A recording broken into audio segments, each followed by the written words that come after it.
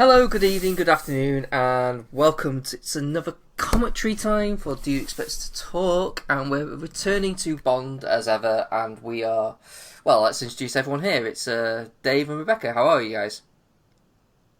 Good evening, folks. Well, how are you, Dave? You've had some, I'm still. injury. I look like Popeye at the moment. I've got a fucking eye closed. He's actually the Bionic Man. He's having a super. I'm only super doing this because spy camera I installed. can probably manage a couple of hours, but I managed to basically, to cut a long story short, I managed to poke myself in the eye earlier in the week, end up in the minor injuries clinic, and I've got a 8mm by 3mm gash on my eyeball. Not the eyeball I was having problems with last year, but I've had a week off with it, and it's starting to heal now. But I can only keep the eye open for a little while. But the other eye is open and it's not painful now, so I can actually do this. You can see. I can. Whereas a couple of nights ago we went to do this, and the moment I tried to keep the good eye open, tears would roll down my face. So no, involuntarily. I mean, I wasn't sobbing or anything. It was just just the eye water. This film was so bad. Yeah. The film we were watching was so bad. You're like, oh, I can't. Be assured, if any tears roll down my face tonight, it will be as a result of the pain I'm in. I'm glad you're on the mend. Oh, thank you. But yeah, that explains the slight delay. Well, it shouldn't delay the show. Actually, we did miss a week, and I think. Yeah, I was poorly, so I'm better now. That was Becca's health. We should have had this in the can ready to put out at the weekend, and we're doing this right at the end of the week. So we've got another recording in a couple of days for our next series, but I'll turn this around fairly quickly because it's a commentary. There won't be an awful lot of editing anyway. There never is. No, hopefully this time we can spend time on discussing the film, and also, dare I say it, as you guys were discussing off air, as I couldn't join in due to technical difficulties, No Time to Die trailer. Yeah, we didn't not let her join in because she's a woman or something. We were like, no, got to embroider incidents. sorry, no, you stay in the drawing room while the gentlemen discuss it. While I smoke cigars and sip on brandies and smoking jackets. Yes, true. You may catch snippets while you bring us our port. No, what it was is Becca's had Skype problems tonight, and Chris and I were trying to dial her in. We talked to each other and then dropped the call in order to try again. And Chris and I suddenly got to the point, it's like, well, we might as well talk to each other while we're waiting. Talk about the trailer. So we reinstituted the call and just started chatting while we were trying to get Becca online. And right at the end of the conversation, we managed to join her in. So yeah. So yeah, the Bond trailer dropped yesterday. Day 4 of the two. The first teaser, for the benefit of posterity and people listening to this when they come to the feed in a year or two's time, we mean the first teaser trailer for No Time to Kill. Although the line No Time to Die. No Time to Die. What did I call it? No Time to Kill. Yeah. I think I was getting confused with the Time to Kill there, wasn't I? No Time to Die. Sorry. That the first the John trailer. Gardner / Benson novel. It's actually a bit the sort of line between a teaser and a theatrical full trailer is actually blurring because that didn't. I suppose the main trailer will have a few more story beats in it, but that was longer and more detailed than teaser trailers have historically been. Go back and look at the first teaser trailer for The Dark Knight. They're just not the same beast anymore. God, you remember the teaser trailer for GoldenEye? Wasn't that just Brosnan coming out and just That was fabulous. walking out? Did you expect somebody else or something like that? Otherwise, it was good. It was very stylish, though. Yeah, it was Simple quite. and effective. It was quite a good. But I mean, you remember the Dark Knight? It was just like the bat symbol, that was very simple. Integrating while Alfred and you hear audio of Alfred and Batman talking about the Joker. That was it. And then you had the Joker sort of give a line. I'm a man of my word. Yeah. That was it. So, yeah. So it's a very different beast, but we'll talk about that in a bit. We've got to be a little careful with this, though, because there is the reason we're redoing this is because we didn't talk about the bloody film last time. So it's really interesting to speak to Michael Connell about his personal connections to the film and to and the world of Bond. It was a good show. Yeah, we didn't receive. I listened to it earlier to see how bad it was, and yeah, it's pretty bad. We barely fucking talk about it. Well, it was good. It was a good show. It was a good podcast. No, it's a shit commentary though. Yeah, we didn't commentate much on the film itself. Yeah. So, well, I've tell you what it is then. It's my choice, and we're redoing A View to a Kill. Now, we originally did this in, I can't remember which month it was. I think it was March 2016. We had Mark O'Connell on the show, the author of Catching Bullets. He's also done a film about, I think, Spielberg in some of the 80s films called, is it called Watching the Skies, Becca? I can't remember. Something on those lines, yes. I haven't read that yet. I haven't finished Catching Bullets yet, to be fair, because there's always something else to read. But he came on the show. His grandfather was a chauffeur for Cubby Broccoli, right the way back to sort of Barbara being born and things like that. So from the 60s right through like the 80s and probably right the way through to Cubby's death. And so he wrote from the perspective of somebody who obviously had somebody inside the Eon camp, but also he describes himself as relatively rare as a gay male Bond fan. Whether he's rare or not, I have no idea, but he felt that gave him an interesting perspective on the series and his own fandom. So he came on the show and just talked to us for a couple of hours, commentating on the film, and he was really enjoyable, fun company. We really enjoyed having him on the show. But the feedback universally was, where's the actual, discussion? You didn't talk about the film. And it's like, well, we do go off on tangents. We will tonight, and we make no apology for doing so tonight. But there's a degree of like, we've not really talked about the film here, have we? At all. So, fair enough. I mean, that's the thing, though. When you get like a guest on, particularly someone who's actually, someone who's actually written something and actually has like life history, you kind of want to sort of like talk about that more than like, like aging Roger Moore, just different about in San Francisco. Yeah.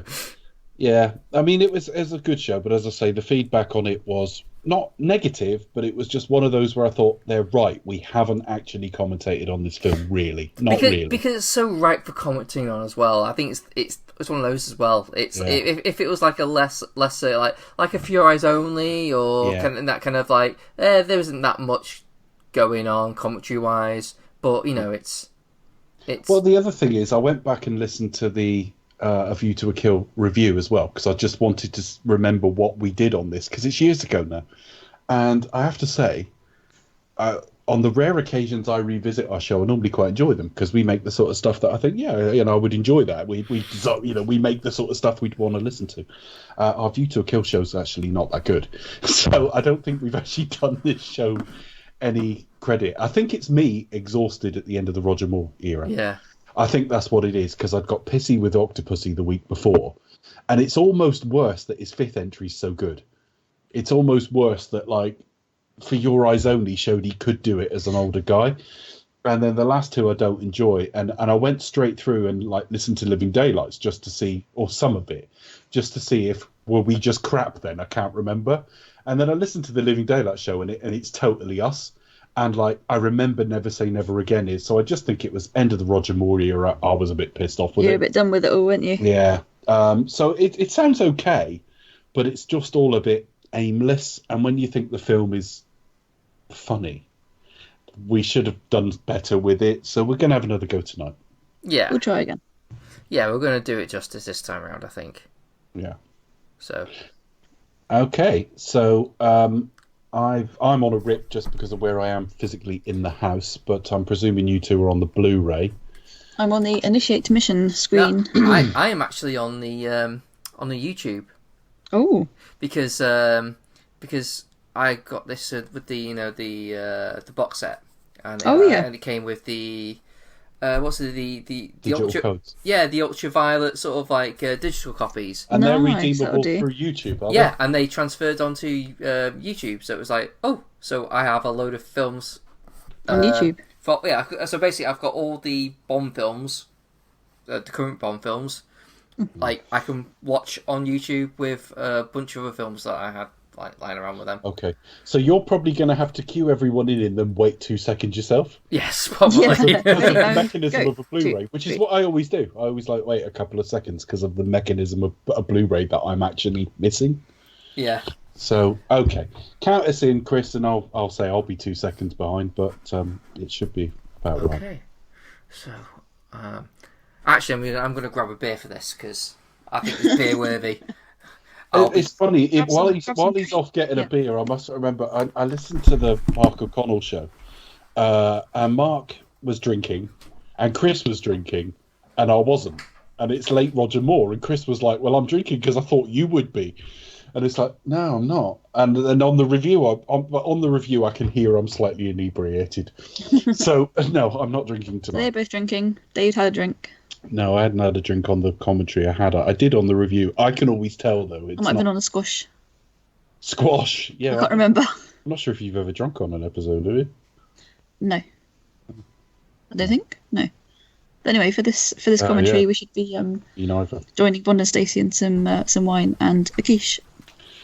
well, it's a quiche. I mean, grown adults sat down and thought that was a plot development for Bond. Let's have a quiche. I mean, was that a scene?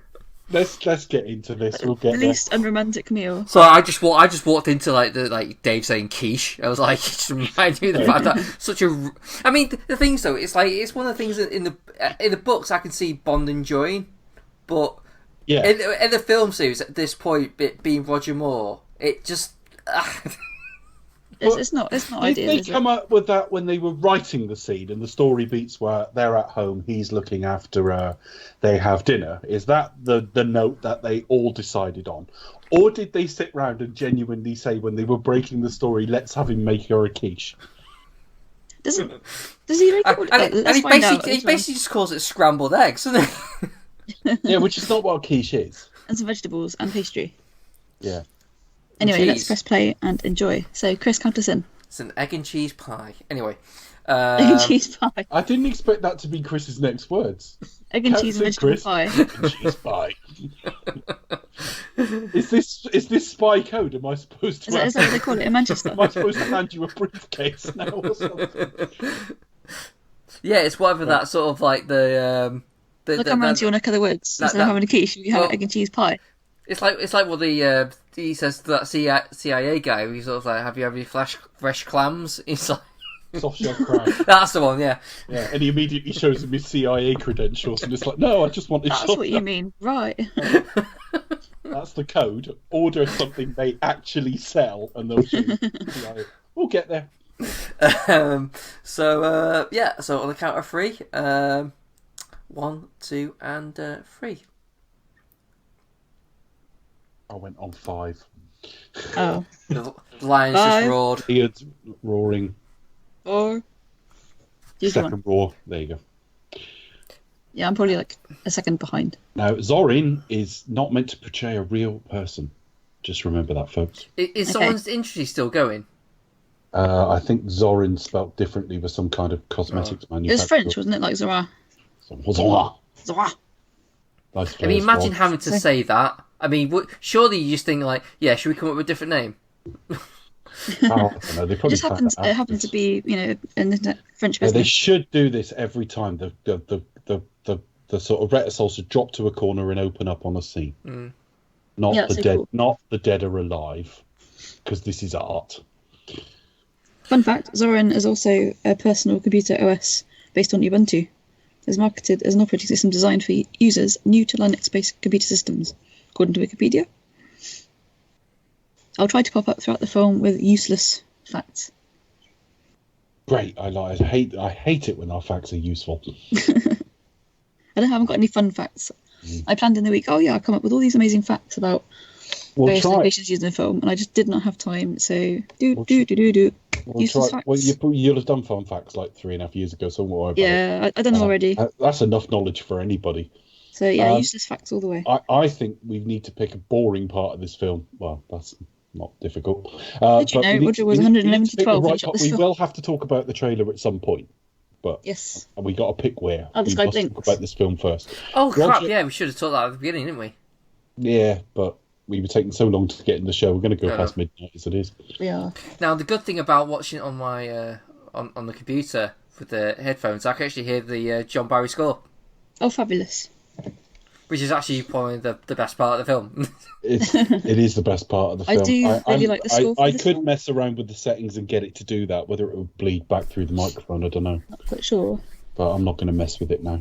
I ought to, though, because the score on this film's really, really good. I do love the score. And I have to say, the skiing's pretty good until they go into fucking, California. Beach Boys.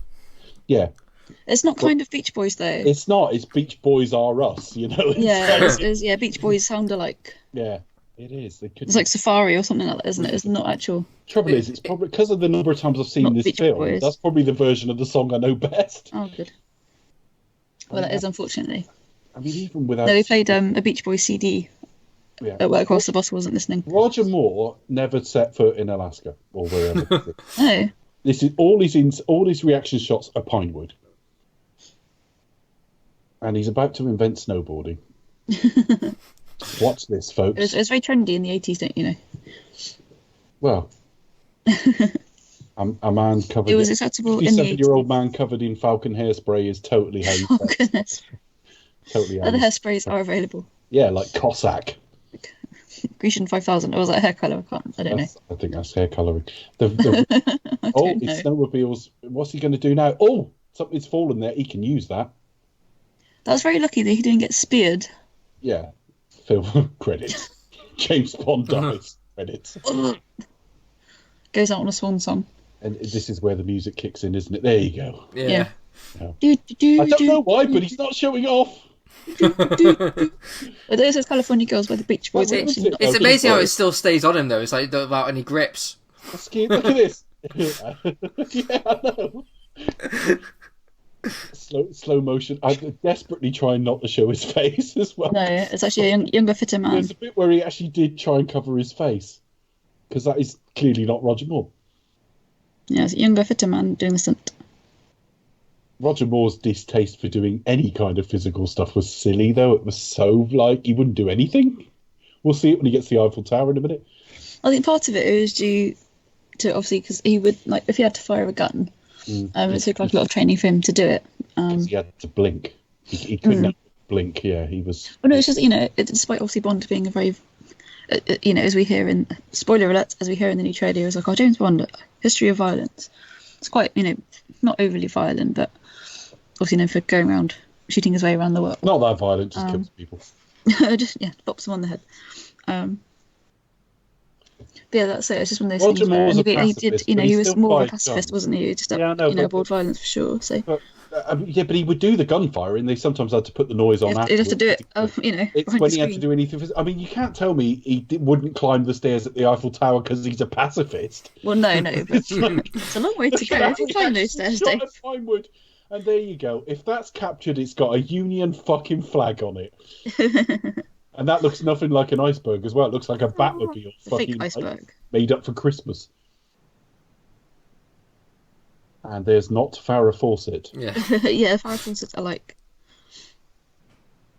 Oh yeah, Beach Boys. Yeah, performed by Gadea Park, a tribute band. I have to reference the How Did This Get Made podcast on this. Because they were talking about, how many thousands of pounds that camera would have cost. But they also pointed out he's bought no utensils with him. So it will have been like, no, eat it off my dick.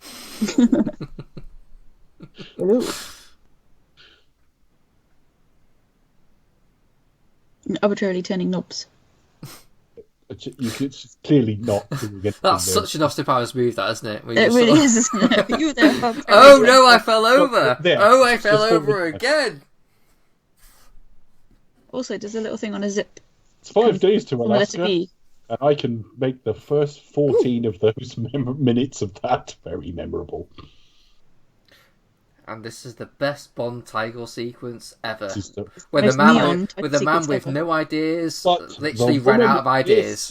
This was exciting when I was 8. Though. Look, they can barely contain her breasts. You barely contain your pants. Well, yeah, I was 8, Becca. I probably didn't crawl out on all 5s. Look at that laser! Look, Laser lips. He's got no fucking ideas left at all. So much neon. This is so 80s. I mean, when you think about the newer ones, which has themes, and that kind of fit what goes on in the film. Look at this, there's just send neon, in, hang up some black ice, and that melts away. We'll work something out. Yeah. That for a minute looked like she was holding a dildo because you couldn't see the angle of the gun. It's always like girls with guns, targets with girls, and Is it the Maybe some death Is motifs. it the Living Daylight? No, it is the Living Daylights one where she's firing at like the water she stood in. It just looks like hardcore fishing. Hardcore fishing. There's Roger. Good old Rog. yeah, it's basically like sort of reusing the Smile Love Me as well. Yeah, I know. Yeah, it's a similar sort of theme, isn't it? How old must Willy Bogner have been by now? This is years after Majesty's. And we're still going, still pro, you know. Because he did all the George stuff in that, didn't Would you say this is the most 80s title sequence, though? I think it's probably the most he? 80s. I don't know. They're all... Yeah, probably. Yeah. I think you kind of got like the neon. I think that's what makes it more Oh, there 80s. he is. There he is. Good old Rog making an appearance Fit. from Spy. Yeah, it's literally just the same stuff. I like this. The skiing, that's quite good fun. That's quite realistic skiing. That's like the guy brushing the floor in fucking Quantum So of when I Solace, went isn't it? skiing, that's what Yeah, I look no, like I'm really going down. I'm making a connection with the snow here. Look, this is real skiing. Oh, ice. Ice Maiden. Roger just shot over her and she's soaking. Look, She's dripping. She's the ice queen. She's frozen stiff. Roger turns up and she's dripping. What's She's that? the ice queen. There you go. Don't know why. Yep. Showing off. Woo-hoo. So everybody can do that, you see. He's just got no ideas at all, and they venerate him because he set such a unique style. But he did so many of these, and they just See, what was that? Oh. You just seen that? Roger Wood just pops up and shoots for no fucking reason. Yeah, that's it. That little pew pew fucking thing coming out of Yeah, it. it's literally, it's like the Moonraker lasers. Pew pew. And why they've painted that on her face, I've got no idea. Well, dancing to the fire, isn't it? It's all about fires and flame. It's lame. And this bit here, it's like, you know, all the timing they did to like obscure breasts, and now it's just stick a bit. of Side boob. Side boob. She Mad, looks like, that looks like a toy. She's firing. Because it probably is. Oh, that would be a good reason. They should go the whole I like hog this effect, now. though, with the twin. They should all go the whole hog and have like Bond have like a toy pipe or candy cigarettes. Oh, John Glenn. John Glenn was not the fucking problem. No, legendary. Again, I'm not sure about that, but to Bond fans, I suppose so, because I mean he did 5 of them. 3 of them were good. Oh, Look at this 80s. old man turning up 80s for work office.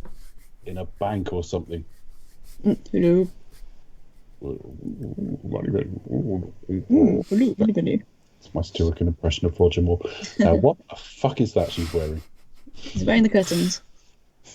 Check out that A chintz. feast for the eyes. That's not this film, is it? Is it not? No, I think that was For Your Eyes Only, wasn't it? Where I he think says- that was, yeah. Yeah. This one is like, by now, you know, they ought to be joking about KY jelly or Vaseline or something. Oh dear. Don't forget to bring lube.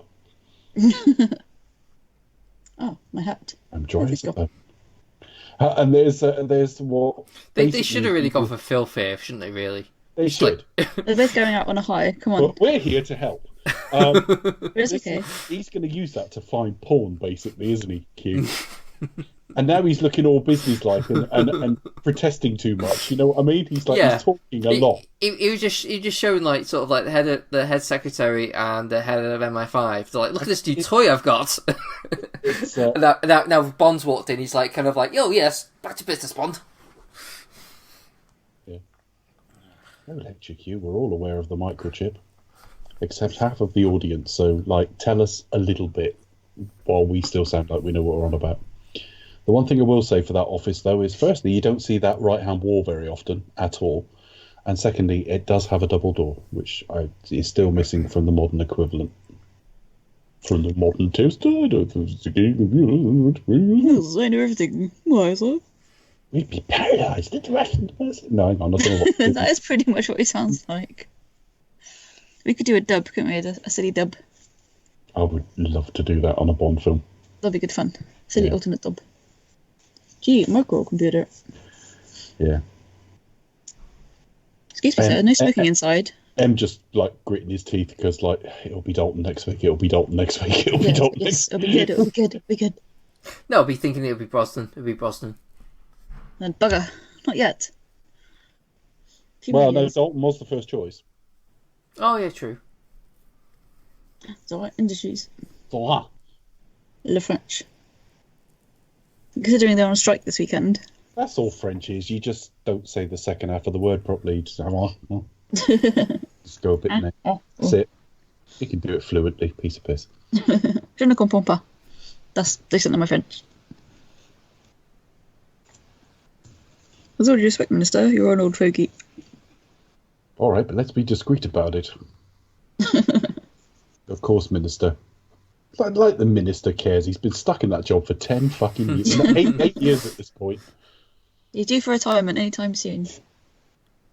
Yeah, just none of them have a retirement age. They probably aren't aware of the concept of What is retirement. going on, even with changes of government? I have been to Ascot, not Royal Ascot, but I did go to the races at Ascot. I was about 18 at the time, so it's like a long time ago. Oh, do tell us, Dave. What did you get up to? I watched horse racing. Oh, did you have to get dressed up to the nines like this? No, it wasn't Royal Ascot. Oh. It was a birthday present, like a weekend away, and it included... Oh, nice. Thing is, though, Did you win? a horse was shot right in front of me. Oh, And sorry they to hear. but they fucked up the shooting because they lifted the screens to do it, and just as one of them dropped the screen at the wrong point. Oh, no.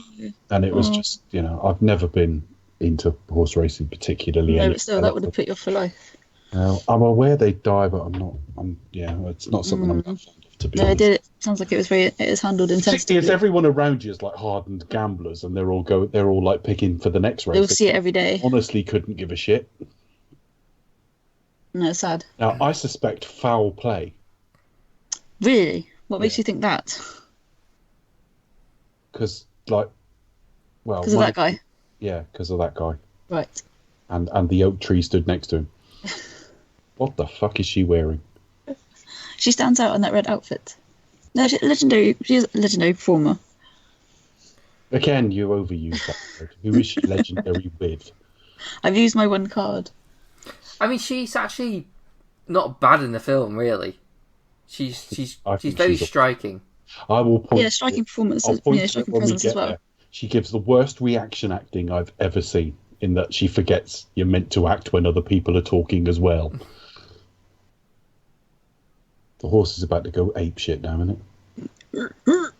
Look at that. That's your hard hitting spy series. Look at the 5 of them. Fucking 5 million years old. No. Too old. Bunch of white men. The only one who could get away with being that age is M himself.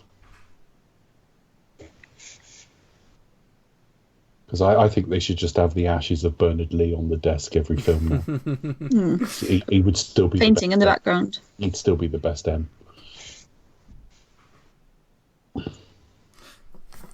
I probably asked you this before, but what makes Bernard Lee the best M, or could only ever be really M to you? I wish I knew our episodes better, because I could just refer. Can I could just go. Well, you can go back to Episode 2. No. He's got a real warmth to him under the crusty exterior. It's actually a very good extrapolation of the way he was written in the books. It's a pretty good. He just carries this authority. When in the books, Bond is like, not sexually, don't mean it that way, but Bond really loves him. Bond really has like some affection for him, and is a bit scared of him at the same time. And he carries all of that, but there's just this warmth. It's that voice. It's just everything about him.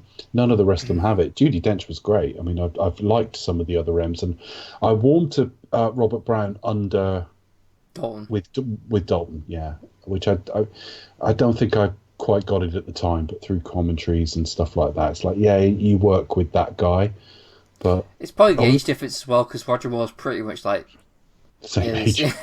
Yeah. It's Shady Tree. Now, I don't know what this woman is actually doing. So she's meant to be singing, basically, isn't she? Yeah, but she's not doing this, so she's just waving her hand about. No, she's pretending to sing. Or pretending to whistle. She's not singing. Yeah. Not whistling, then. No. She's just looking nice while other people do all the work. Right, bear in mind, that shot of Roger Moore there, this is a man who's about to turn up to some country estate and believe, plausibly, he's a fanny magnet. Well, it is Bond, you know. Is not working. When he said, like, he says to Tibbet on the balcony or something like, I'm required to, like, give my body or whatever it is he says. And it's like, who are you giving it to? Thor a fucking herd?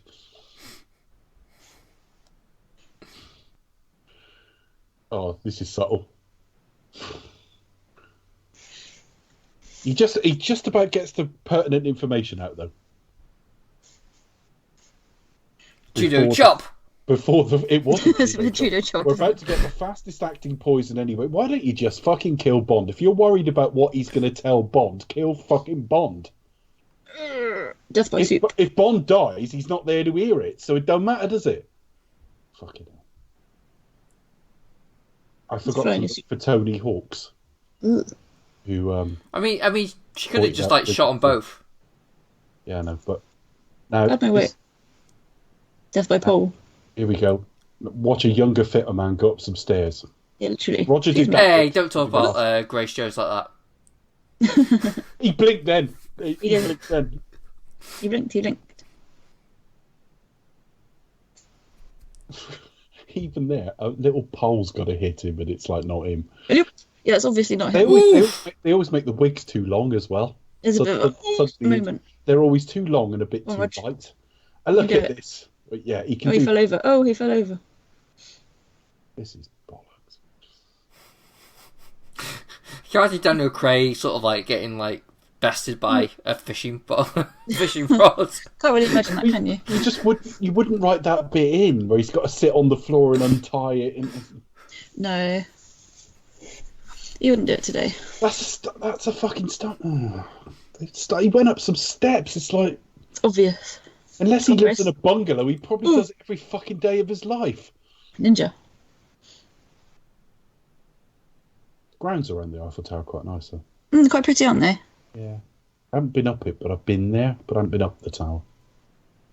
I just went up in, mid to late 90s. Oh, what, 4 years or so? That's quite it hasn't changed. Time. I've time travelled. Hang on, is Superman there? I would always expect Margot Kidder to be hanging on the underside of it. Yeah, my secret's to Reeve. It's quite. There's no real high-rise buildings in Paris either. Are there? Skyline never looks that different. Right, we got a fucking Macam drinking in the car. It's like with a glass of how wine. much of a cliche is that guy? Oh, my car! Oh. Basically, if he goes on strike now, that's most of the Well, they're on strike at the moment, aren't they? That's most of the tropes hit. My car! Oh. All you're missing is like a stripy top and a baguette and a beret and some onions. Yeah, onions and a yeah, garlic. And it's Paris, so we should insult some people as well. Yep. Bit like New York in that regard. That is the most obvious stuntman I've ever seen. That was quite obvious. It's the wig, innit? But they didn't even fit the wig. It was just sat on the top of his fucking head. It looked like Henry Sellers in Father Ted. I made the fucking BBC.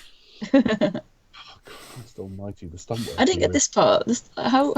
I mean, how shoddy is that car to just sort of fall away like How? that? It's not very good for advert for French engineering, is it? Well, I will be sure not to buy a 1985 Renault 11. Renault, whatever it is. I probably told you in the podcast, but I can't remember. It's been a few years since then. Like, at no point does that stunt work look even close. But he made it. 3, 2, 1. Oh, excuse me. It's not the first time Bond's crashed a wedding.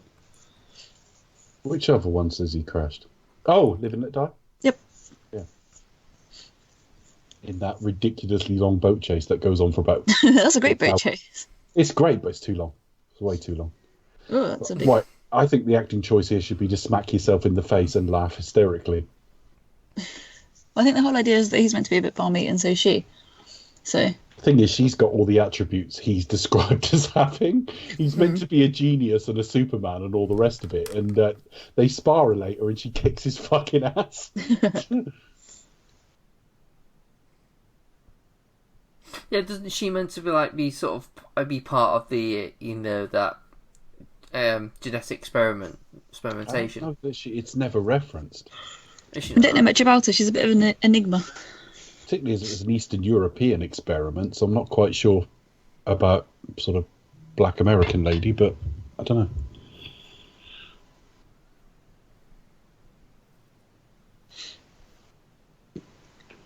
This is, well, I don't know where that is, but it's lovely. Mm. The music's great as well. Chateau Chantilly, I highly recommend a visit. It's beautiful. I'm on my way. And it really is, it does look like that in real life. You can drive through those gates. Well, I didn't imagine I'd drive up and it looks like a council estate, and it's like the magic of the camera. Well, like sometimes these grounds can change, or, you know, like for example, if you go to, oh god, not Bladen, but whatever it's called, the name escapes me, the Safe House from Living Daylights, which the name of real name of which, I've got it written down. You've told Stoner us Park, that's the one. Stoner, yeah, I remember. Yeah, that looks a little bit different. You know, it appears differently to how it does in the film. Right. But here at Chateau Chantilly, you know, it's beautiful. I think we did it summer of 2017. We did Operation Chateau Hand, visited 3 chateaux around France, which have also appeared in Bond films. So, and they really do have a stables there. Actually beautiful. You can see displays every day. I think you can have a ride. What was the feeling like? Do they have an authentic recreation of Old Man on the Lech? No, that's one thing they missed out on.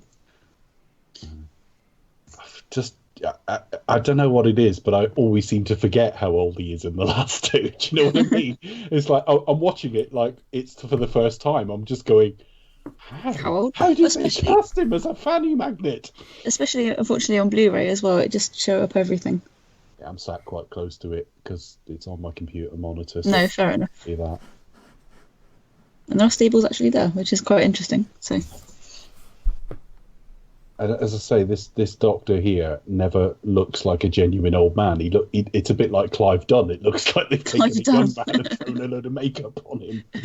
I mean, he would fit right into something like Hello, Hello, really, wouldn't he? Yeah. He would, yeah. He could actually be in Hello. Actually. Yeah. As that old, like, German general who's just, like, you know, just sat in the corner. Yeah. Like, basically like Father Jack in Father Ted. Yeah. It's just like... Recommend Father Ted to anyone listening who's never seen it. Take an episode or 2 to tune into the fucking tone of it, and then it's hilarious.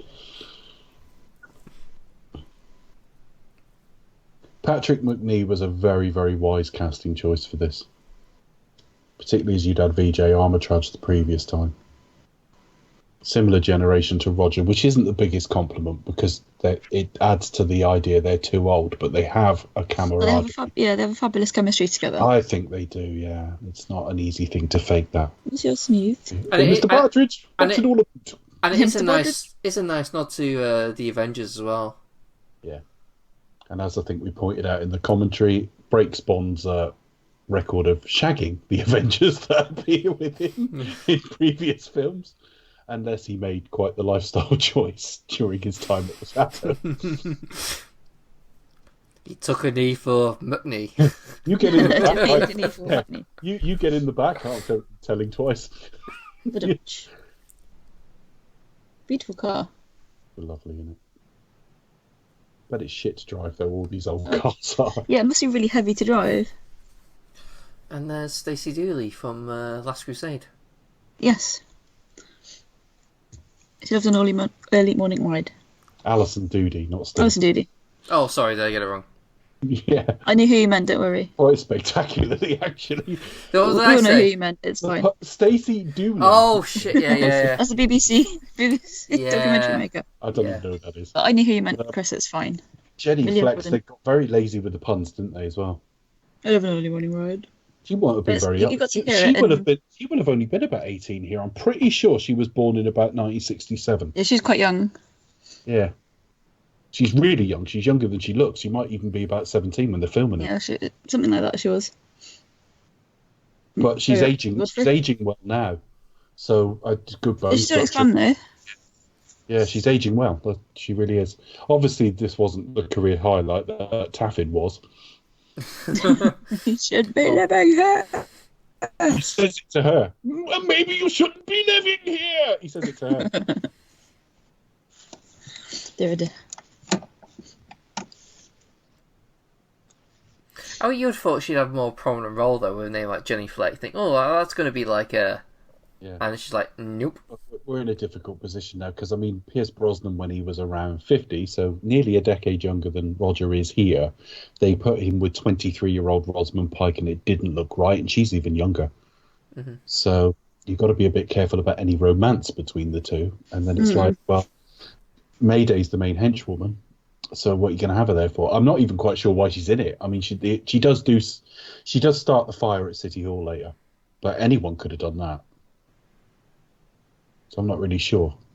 What I mean? She's sort of like an 80s iconic pop act as well, isn't she? So.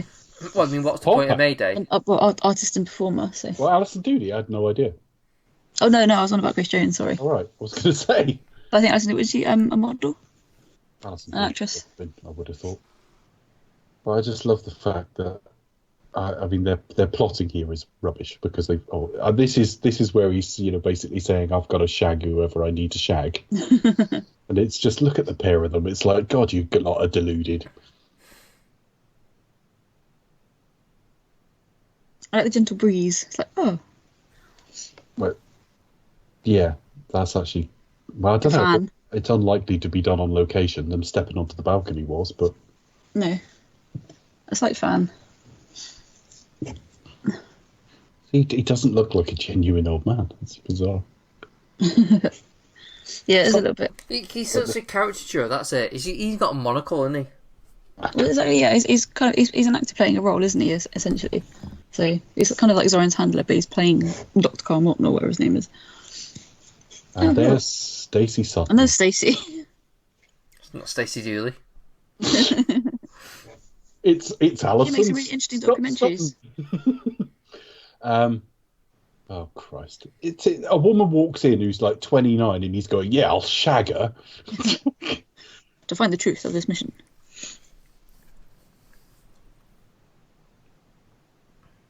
It's like you'd struggle if she's a fucking supermodel. You'd struggle if you were 29 yourself.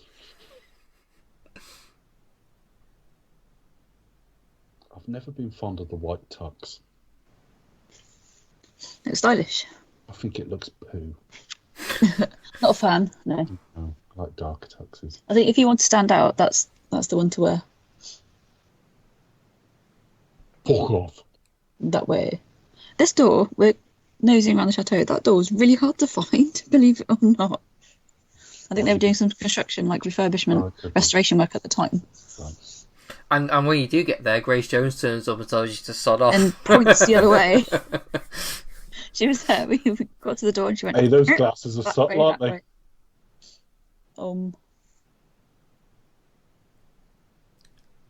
It says I wonder what that means. Good job she ain't in there at night, isn't it? Yeah, that's true. Puts his shades on. Pervert. St. John Smythe. Why did he come up with this as a cover name? St. John Smythe. St. John Smythe. Mr. Unpronounceable. You spelled St. John Smith or Smythe. St. John Smythe. Probably.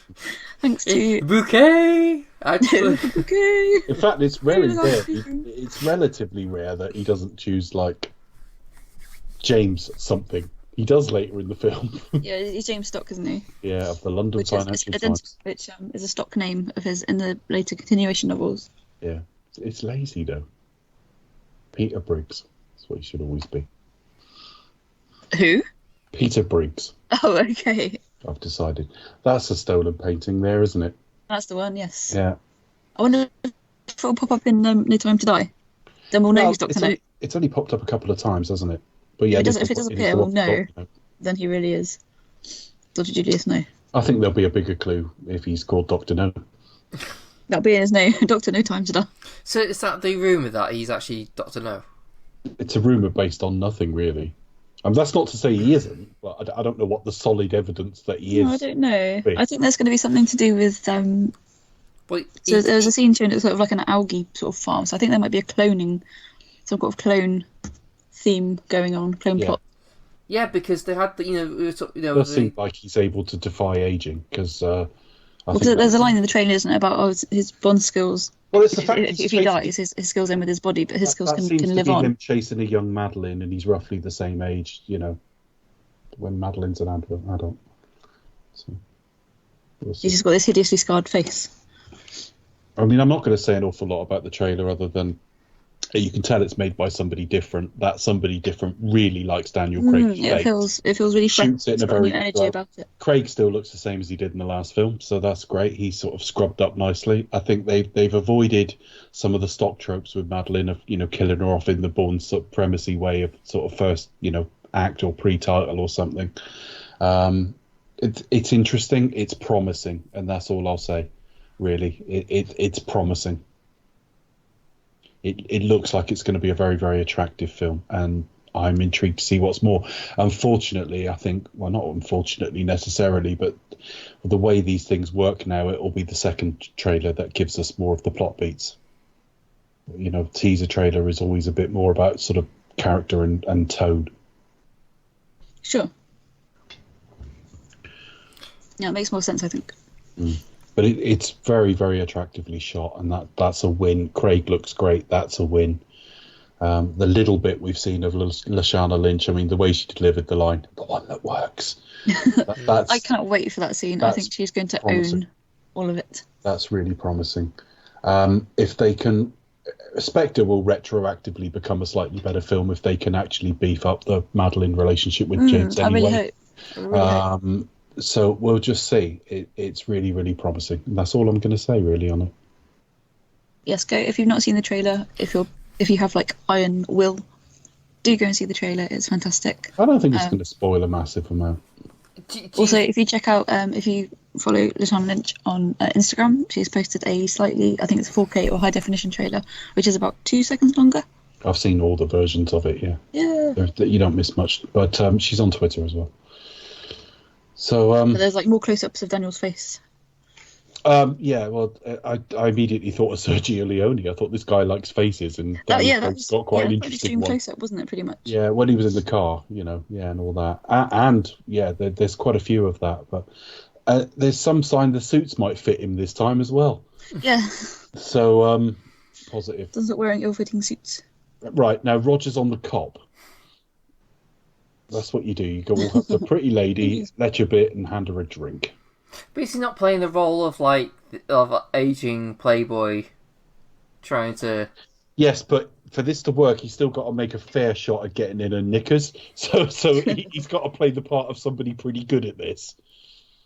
God, 80s fashions. Oh my gosh. I know. They were big. It was a big decade, the 80s. Big shoulder pads, big hair. The bit big coming ruffles. up, Mayday goes over in a minute, and she's in shot when she's not talking, and it's the most vacant fucking expression you'll ever see from somebody who's supposed to be listening in a scene.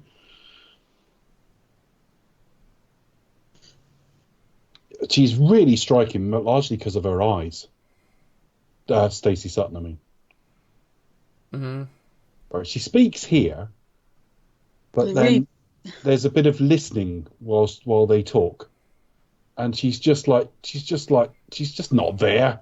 She's just Pay attention. Oh, whatever. She's like, hurry up, I'm bored, get on with it. Mm. So, make sure Stacey's not in earshot when you're basically offer to pump her fucking thoroughly.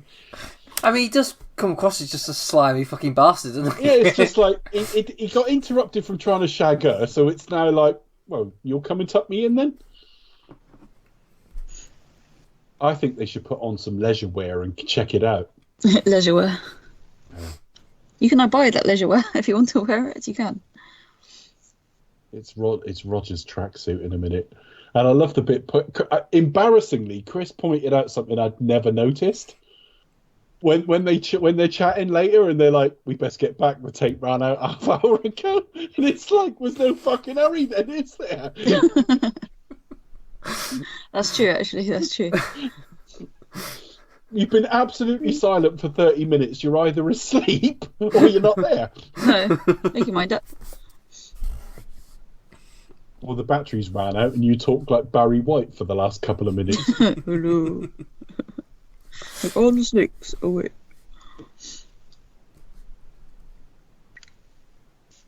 See, now you think this is an assailant. But it's Bond and it's the cog sportif. It's Sir Rog. Isn't it Lacroix? No, because I'm British and I insist on mispronouncing it. Is he wearing a velvet tracksuit? I don't know. Moneypenny got him a good line in clothes made out of curtains. There was also some velvet ones. No, she wears those. They've interrupted this horse doing some high-level medical work. Look. We're just wearing velvet. Yes, that's what Chris meant. Actually, he looks all right. I think they need to send Big Ron from EastEnders to sort him out. Yes, coming soon.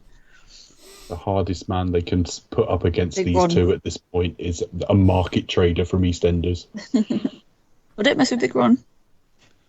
That looks like that man there with their headphones on looks like the bastard offspring of Prince Andrew and Ronnie O'Sullivan. Oh dear. He probably can't. He can only half sweat. I've no more mention of that. Thank you very much.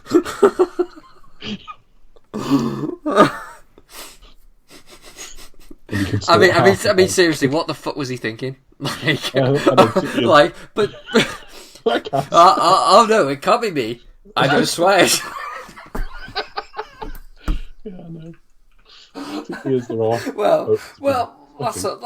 That can't be possible because I was a Pizza Express and Woking. Yeah. To be honest, there's a part of me that thinks that must be true because if you're royalty, you're not going to claim that. Pizza Express in Woking. So isn't this described now as they're steroids, aren't they? This release is a steroid. It would make more sense if it was adrenaline. In fact, essentially, that is probably what it's meant to be, I think. Yeah, steroids don't do anything immediately. They help with recovery time and things like that. So yeah, probably it's just like adrenaline, perhaps. I think when I wrote like a review of this on Set the Tape, I think I just described it as adrenaline because it makes more sense. Well, it does.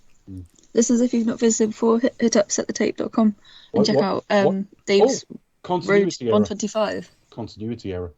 Oh, yeah, pay attention. He had a stethoscope around his neck, and when they...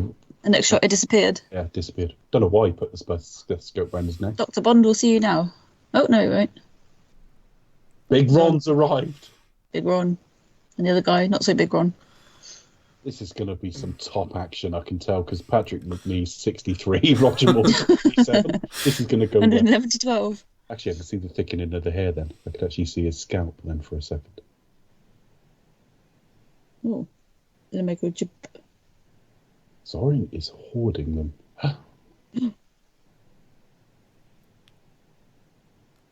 Qu'est-ce que c'est que ça?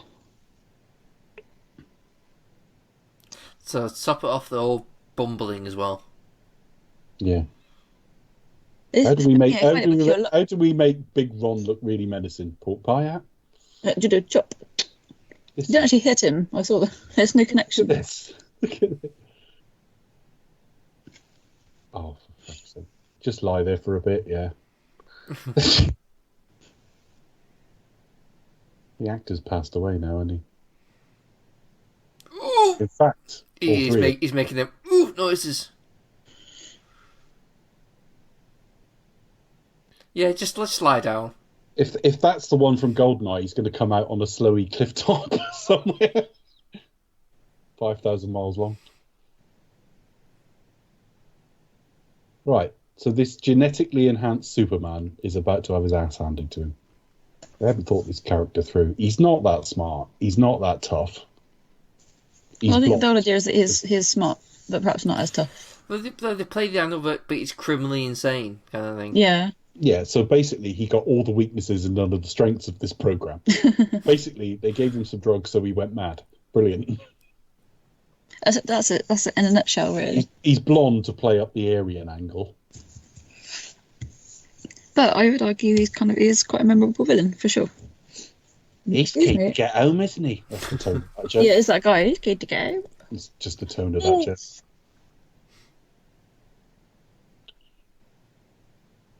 Free danger wank. This is a bit weird. I don't think there's any sort of romantic chemistry between them.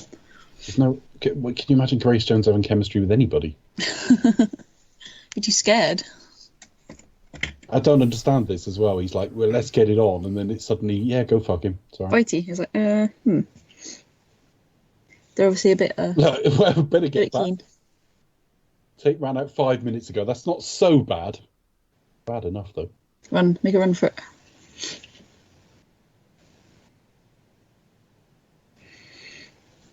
Now, I don't know why they didn't do a second take of the bit coming up here. Oh, we nearly saw boobs then. I'm not quite sure why they didn't do a second take of this, because she famously had a dildo hanging between her legs as a practical joke on, like, Roger. And they've cut a few frames out to disguise the fact that it swung into shot. That can be the only explanation for a film of this era having frames missing. Do one herp. Well, that was some convincing action. Him getting back in there. That's totally great.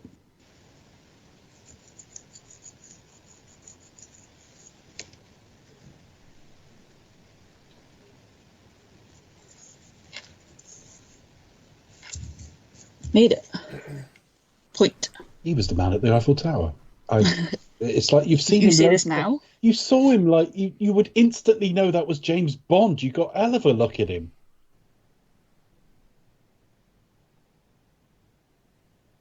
Fancy a shag glove?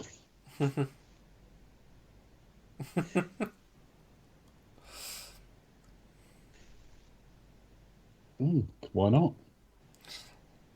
Thing is, say what like about Roger, but he does deliver lines really, really well. Like, Yeah. Mayday, where have you been? Yeah. It's the bit where she sort of gets into bed. There are frames missing. There. Oh yeah, yeah. Oh, There's a yeah. slight cut, isn't there? Yeah. Yeah. What did I say? It's good at all. Ooh. I love the fact the idea of a woman going on top's like really dominating. It's like And what's more, it's not just any woman, it's Grace Jones. It's not that uncommon. Do they assume every man in England is just getting on top and bashing away till he finishes? It's already in their contract. Must be Everyone on top. watching this film going, that's unnatural, that is. I can actually actively see Roger Moore not enjoying that. He goes, ooh. He didn't like working with her at all. Another part of the problem was she just was never on time. Ba-dum-tsh. That's not a joke. She was never on time. No, she was quite late apparently. But she was a bit of a diva on set, so I hear. Well, she's just a diva anyway, isn't she? She's just a diva generally. Yeah, let's stick a cravat on him, make him look even younger and more vital. It looks like, imagine if they made a Persuaders movie like many years on. This is kind of this is the look they would end up with. Yeah. Was it Brett Sinclair or something? I can't remember which character was which in that. I think that was Roger's character. Hey, I think that's the look they're going for. ready for this? Is that same computer we saw earlier? Look at this. Look at this. Ready? Ta-da! If you look over there. Yeah. So, do we actually think that That's Christopher the key point. Walken's actually a good villain this time around? Like, Hang on. He's wasted. He's wasted. He's not in it that much. Look at those fucking graphics. They're amazing. That was really good in 1985. I don't know. I just think he's just wasted on a bad film, really. And then in the next film, which is really, really good, the villains are crap, and you think like some merging of the plot. It's a little bit like Spy and Moonraker. It's like Moonraker has by far the better villain in the weaker film. It's a little bit like that here.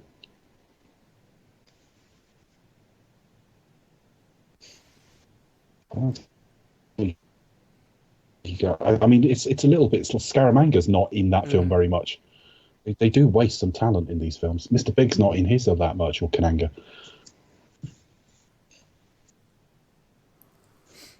I just think there's not much. I think it's just Walken being Walken.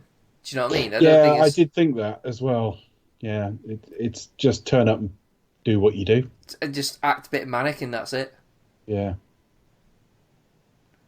Which, to be fair, is okay because he is charismatic. Yeah, I mean he's not bad. He's just a bit wasted. And again, he's in Roger's last film when Roger's like well too old for the role, and he's only about 42 here. That at very least, if you wanted him to be any kind of physical threat, he had like another 8 years or so. He could have been in. Well, I wouldn't have stuck him in License to Kill for obvious reasons, but he could have been in either of the next two. At a push, you could have even had him in that GoldenEye era, just about. It. Unfortunately, he's in one of the very weakest Bond films. Oh, where could she have gone? I don't think most this will bizarre. Happen.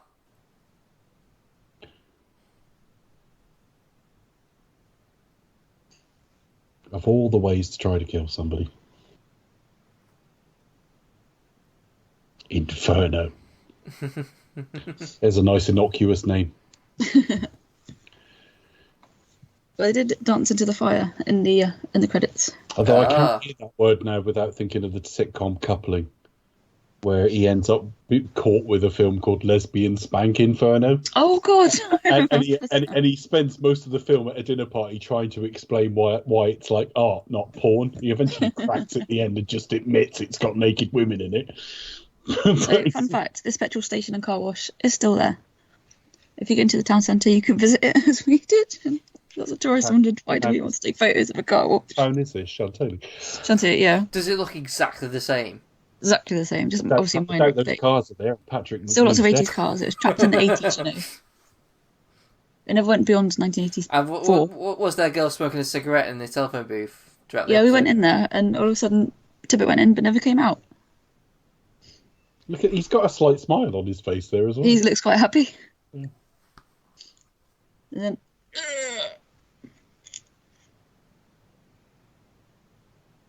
which Avengers Roger going to have now? You'll have to make do with Gareth Hunt. Actually, he didn't do Purdy, did he? He didn't do Joanna. Well, no, he might have done Joanna Lumley because he was doing most of the women at that place, wasn't he? It's glorious. He might have done Joanna Lumley. We just didn't see it. Maybe that's why she doesn't do any major Bond events. What? She still can't walk up. The lady in the tent was actually Joanna Lumley. No, not really. Look at that tash on that guy. That's a big 80s tash. I don't know if we're in sync, to be honest. Walken's talking at the moment. Walken's talking. No, there's a guy with tash like next when he's on a horse. You can't see him because the horse is in the way of his face, but he had a right tash on him. That horse is a rubbish extra, getting in the way of the actors. This is just so fucking silly. It's like, well, you'd immediately stop, wouldn't you? Do you know what I mean? Or try to stop or something. Or just tactically fall off the fucking thing. It's quite clear there's foul play here. I suspect foul play. You seen Knives Out yet, Chris? Yeah. I watched it a couple of days ago. What do you think? You know what? I was kind of underwhelmed. I think that was the word I got coming out of it. Didn't think it was rubbish or anything. I just felt. I have to admit, I was completely whelmed. Sufficiently whelmed, I think. Oh, I loved it. Yeah, no, it was really, really good. I would happily see another Benoit Blanc movie. I think he should ditch Bond and carry on doing those films. I would quite happily see him in that character again. Knives In. What way solve crimes like just sort of out of fucking nowhere?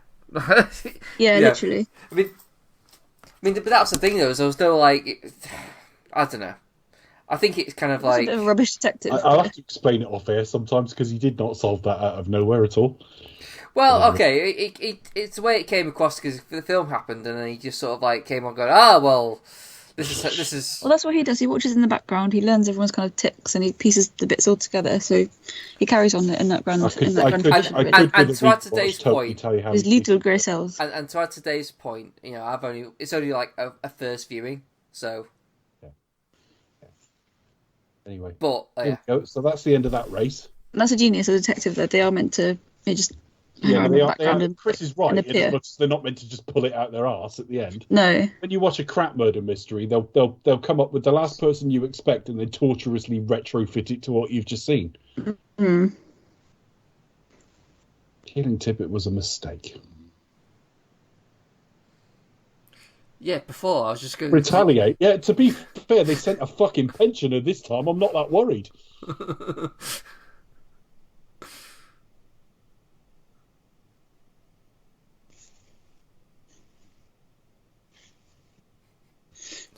Yeah, killing two people was a mistake. Before I was going to defeat you, but now I'm going to defeat you even more. Christ, you were legally an adult when Vera Lynn was fucking active. I'm not too worried. Oh dear. She's still going, surely. Vera Lynn's still alive Yeah. at the time of recording. And She's then, very yeah, old. hopefully Like, we won't change kill her anytime. next. Force's sweetheart, and then you see pictures of her, and you think men in the 40s had very strange tastes.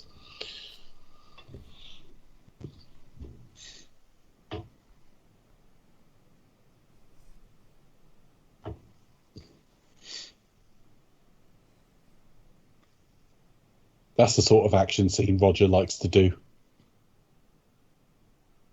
So, Roger, you're asleep. Thank you, Roger.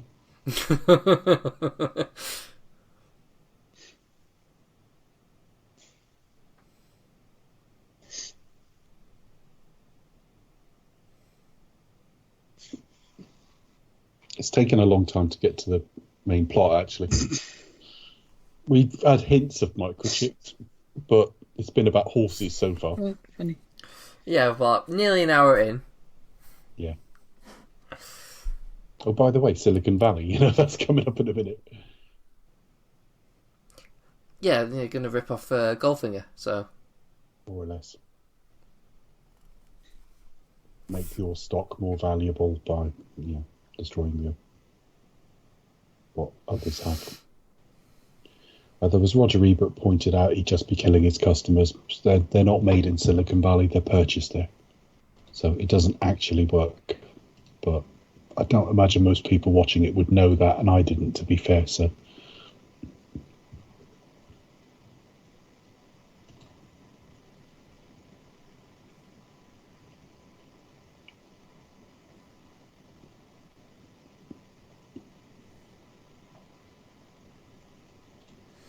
The writers probably didn't know it. No. I wouldn't have thought they would, actually. I think that's something you'd come up with something else. So, Gogol, walking. This has got to be important. Yes.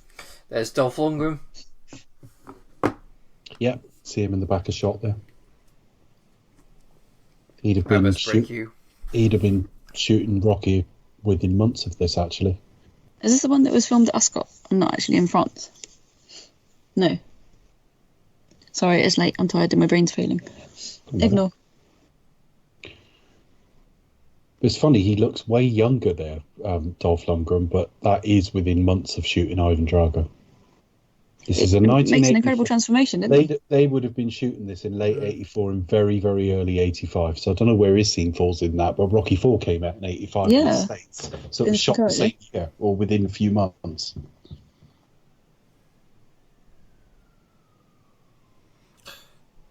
Yeah, because he was... Oh, obviously, he looks huge in that as well. So he looks... Yeah, it's quite buff. He looks a bit more slimmer here. He does, although he stood next to Sylvester Stallone, who's a lot smaller than like the published sizes and weights from those films. And he's wearing a suit as well, so maybe it's... Yeah. I mean, they claim Rocky's about like 200 pounds. Well, he isn't. Sylvester Stallone's like 45, 50 pounds lighter than that. So at the time he was anyway. So when they'll say Drago's like 230, 240, whatever it is, because I can't remember in the film, and there's a good chance he's like 40, 50 pounds lighter than whatever they say. Far better than Gold, huh? See? We're even better than Goldfinger. They're just running out of ideas by this point. I mean, if I'd watched this at the age I am now in 1985, I'd have put no money on the series still being going now. No matter how big the gaps are between films, because you look at it here and go, well, this is film 14 and they've got nothing left. Yeah, I can kind of see that, because you kind of think, all right, this is going to be Roger's last one and there's going to be no more after this. And then Tim wasn't wildly popular across his two films at the time, so yeah, it all adds to what the pressure that was on Goldeneye. I mean, it's always been a bit stuttering since anyway. They'll do one that gains them some goodwill, and then the next couple aren't that good or whatever, but they tend to do just about enough to keep it ticking over, and there's obviously still a lot of demand for the series, particularly in this country. But at this point, I'd have thought this series was in real trouble because the previous film was shit as well. Roger had done one really good film out of like his last four.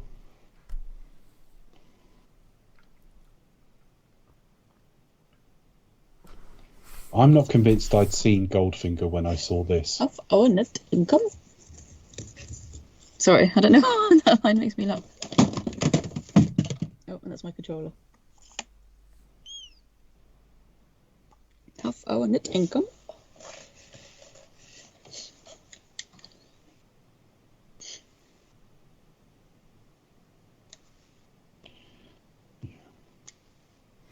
Oh yes, absolutely. Very polite and reasonable, sure. Well, the James Bond films don't exist in the James Bond universe, so he hasn't seen Goldfinger. No, this is it, clearly. Borrows the plot. To be honest, I don't think I'd walk down those stairs first regardless. I think I'd still be a bit after you. After you. Yeah, No, actually, I don't see any sort of like entrance to anything there. I just see just an empty floor. Yeah.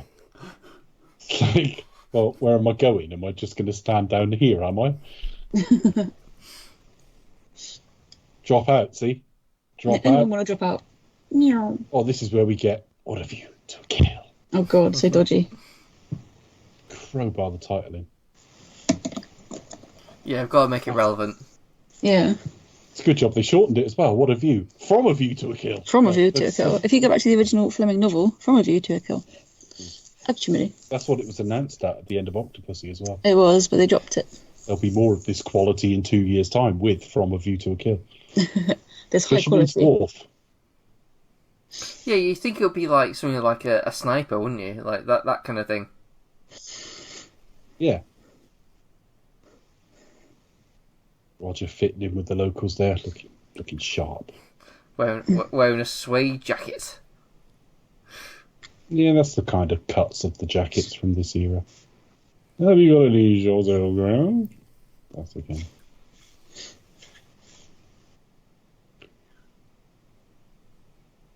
Might have some in the back.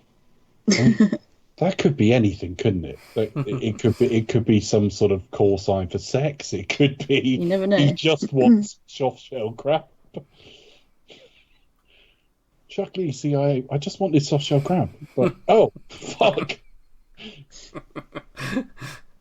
Fucking killed 15 people that day, and never sells any soft shell crab.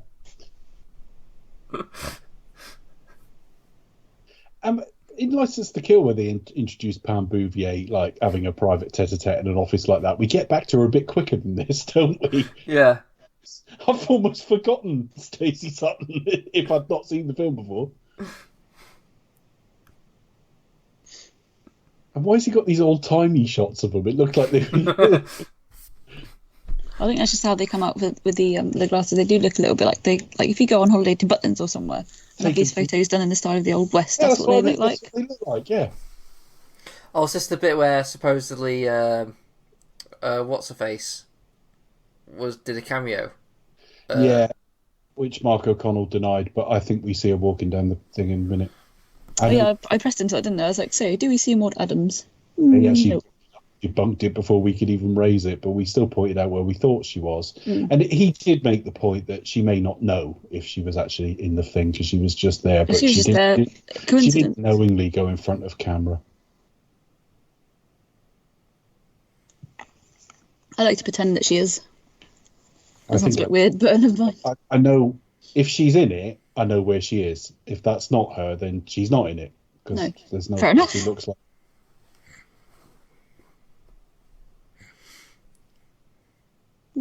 Compo from Last of the Summer Wine there. Oh, yeah, it's a bit like a sailing past in a bathtub. This way. I don't know if Rogers had something done to his eyes during the facelift, but he frequently looks fucking startled in this film. He does look a little bit like, oh, what a surprise. And it's like, Well, it was like that in Octopussy, though, wasn't it? I don't know, I don't get through much of Octopussy generally. Some bollocks about India.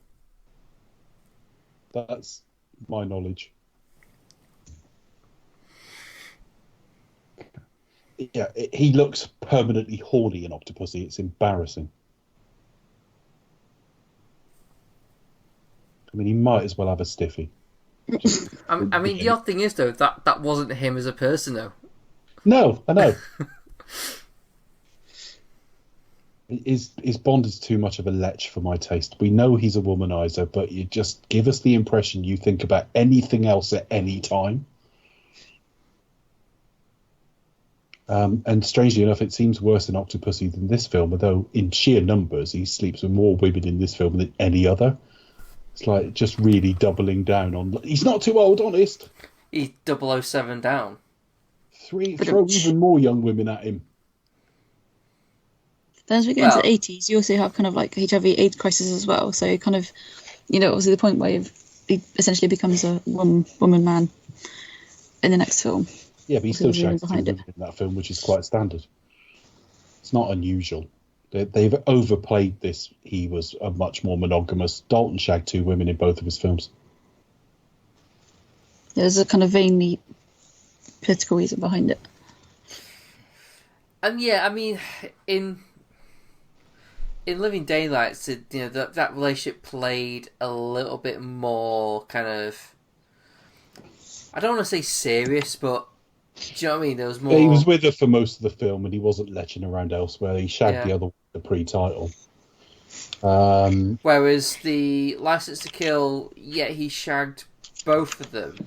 Yeah. But there was underlying elements, like he was just kind of like wanted to get the job done, and the other one he was kind of being like more... He was just more wanting he's more sort of focusing on his vengeance really more than anything, not accepting the help. Yeah, I'm willing to have this sex, but I'm not going to enjoy it. I'll do it grudgingly. Excuse me.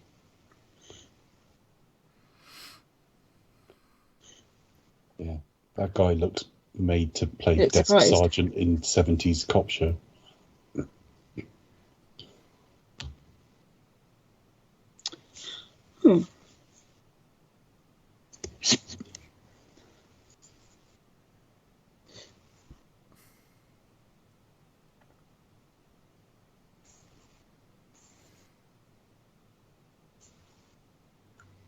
Go on, Roger, you can do it. I've normally lost a bit of interest in the film by this point. It picks up a bit when he meets up with Stacy again, because you got all the quiche recipes and shit. And then the final act falls away again. But yeah, the early stuff at that home at least wakes me up a little bit, and the town hall stuff and the ludicrous car chase.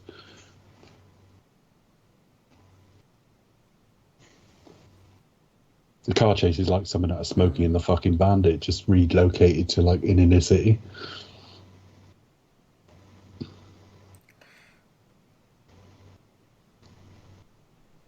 I do wonder whether like Grace Jones just turned up wearing that, and then the costume department thought, yeah, fuck it.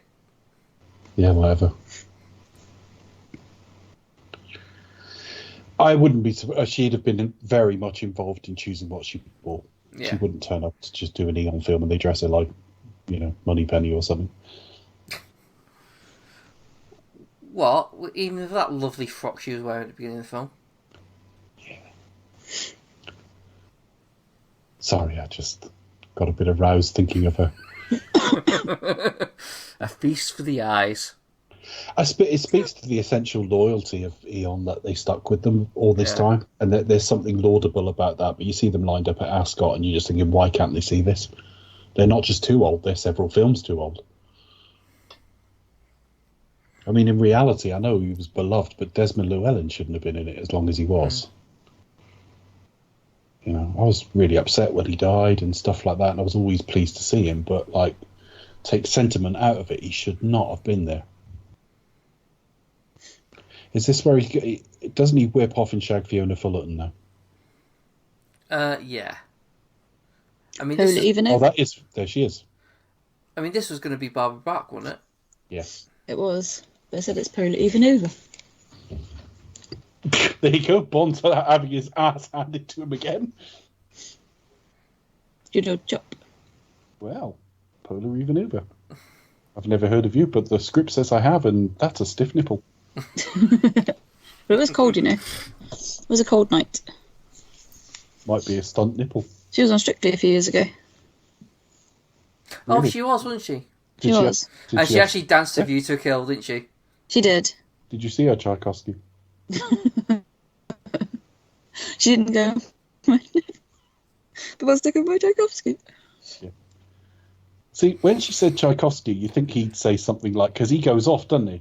You think he'd have some witty line? Well, like, I'll be back is the obvious one.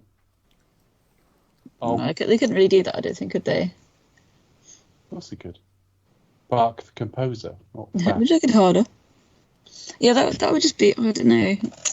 Perhaps it was like the too obvious choice. Yeah, whereas Bond films of this era were going for the subtle, thoughtful pun. Perhaps now, maybe not.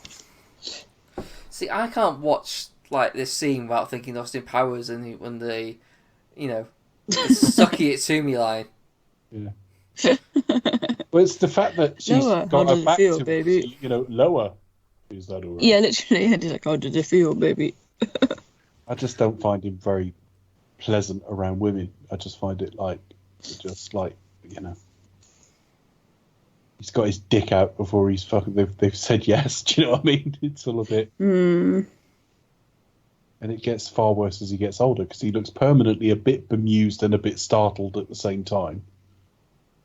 That's just a watch, bless him. But no, I think over the years, it's women he wouldn't get at this age in a million years. So it plays like a parody. It would be like Frank Drebin being a fanny magnet. It just doesn't work. But he's still very, very cool, very suave, very smooth. He's too old. He's an old smoothie. Nice guy, but you can't defend him being in this at this stage. It's ludicrous. And it has been for years by this point. That was probably stunt legs. The bubbles tickle my fanny. I mean, to be fair though, Dave, I think it was probably a little bit more like acceptable, shall we say, back in when this was out. Maybe it was starting to get a little bit tired, but I mean, you do get age. It was to gaps be expected, I guess. It's just everywhere he goes, all the way through. It's a bit like the Brosnan era. The more incarnation of the character can have anyone he wants, do anything he wants, is the best in the world at everything he tries. And when the person portraying that's 57, it looks silly. But he's, it's 57 with that hair as well. It's 57, not a young 57, really. Craig's going to be 52 by the time the next one comes out, but he still convinces me. He still looks great, doesn't he, though? He still convinces me. This guy doesn't. There's a real comedy reaction from Gogol now, isn't there, when they realise the tape's the wrong one? Oh, God. It's a real 70s sitcom reaction. It is 70s style. Yeah. And why would Gogol actually pick it up himself? It's like M going on like a mission. Well, we know he's a bit of a lech as well, and he probably thinks maybe her rope will fall open as she gets in the car. He was hoping for a gulp. It's actually well done, Gorp, to be fair. And it's quite literally. What he's wearing there looks like something Del Boy would wear. Well, it's 80s. They're in the Japanese style onsen in San Francisco. What are you going to do? Said it somewhere else. It's also going to wear a kimono or yukata like they wear in the summertime. It's going to be hot. I can't believe how different that guy went on to look in the stuff that made him more famous. He transformed.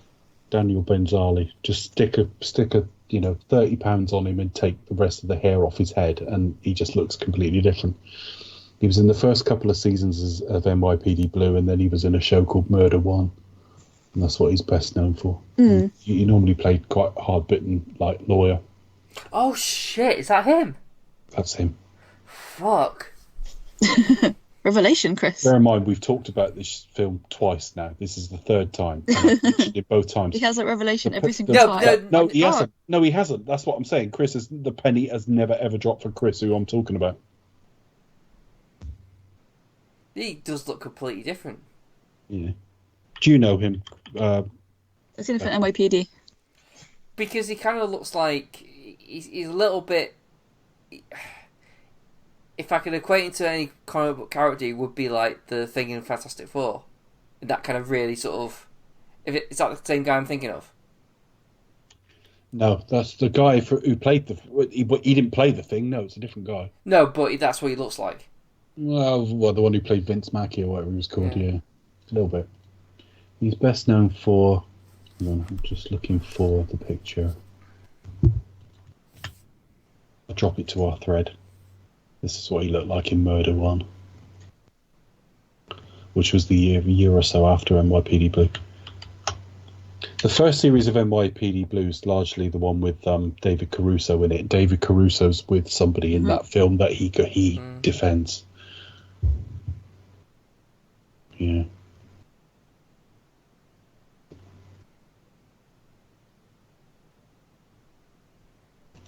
So yeah, he looks totally different there.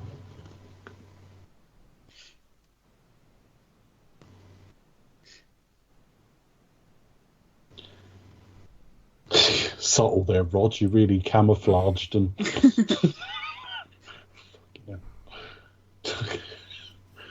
I'm amazed they got him to do that stunt. Oh, he breaks in with a credit card, doesn't he? Yeah, that's it. Yeah. A 007 credit card. Yeah. Sharper image. Or the sharpest image, it's a play on that. Clearly wasn't over his credit limit, so it let him in. Nice quiet shoes he's in there. Well decorated as. Bit drafty. Bit drafty. Oh, some twat keeps leaving the windows open. So, she hasn't got any furniture, but she's kept the plants. Well, she's got kitchen utensils. That made me jump 10 feet in the air when I was 8 years old in the cinema. Fucking cat going by. That was deliberately played as like a little jump bit. But that's some John Glenn, isn't it? He likes the animal shocks. Is there one in every one of his Bond films? I don't know, because I never pay any attention to Octopussy. But there's one in For Your Eyes Only when he's rock climbing. There's one on the Rock of Gibraltar. And I think there's one in License to Kill as well, where he's trying to like bomb out that window and that. I think he gets shot by a bird. With the monkeys. Yeah. Or a bird. There's always a bird shot. Yeah. Rock salt. Rock salt? You'll find out.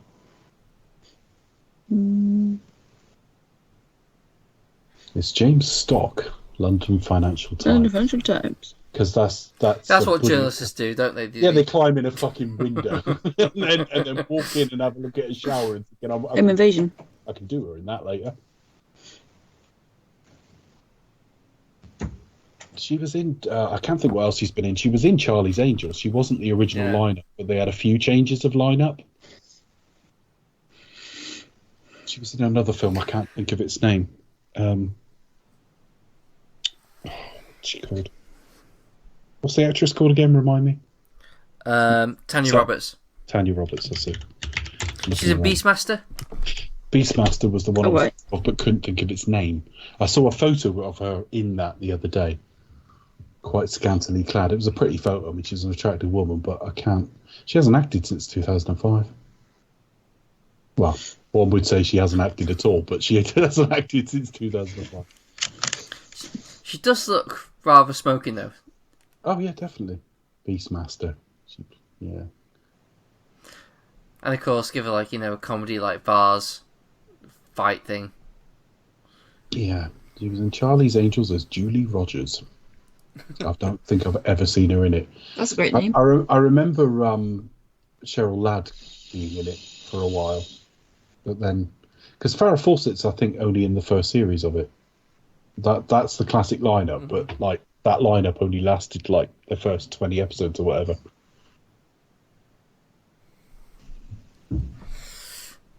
Still, Yeah, wasn't it Cheryl Ladd took over?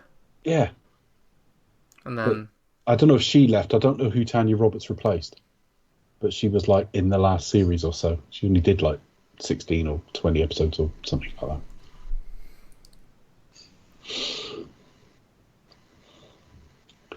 God, when are you going to drop the fucking sauce bomb that you can make a quiche, James? Get ready to get wet. I love the fact he always remembers his cover as well. What was it again?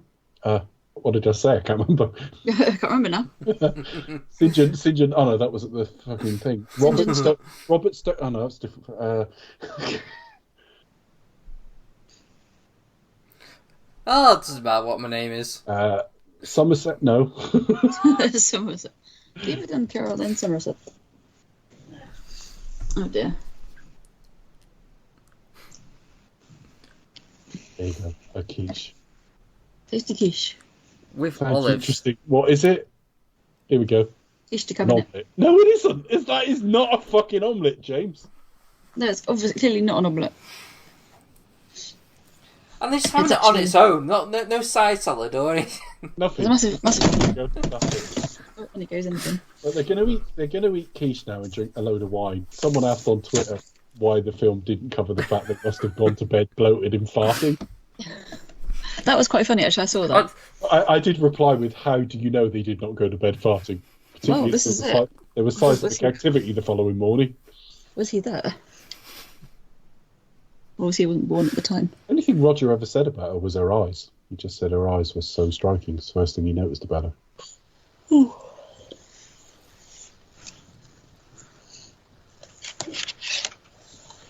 Oh. Raised eyebrow there, slightly. Yeah. Mm-hmm. He doesn't do that as often as the joke goes, but he did then.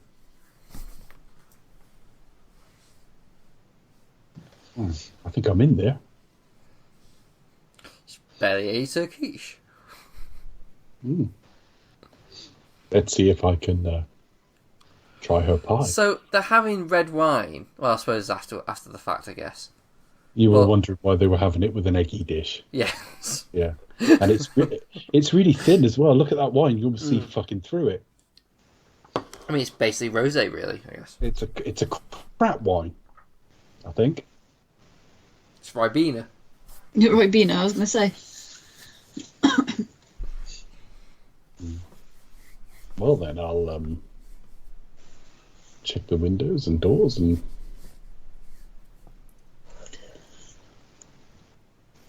This conversation's really. I'm going to reconnect the telephone box. It's like grown-ups wrote this into a Bond film. Grown-ups.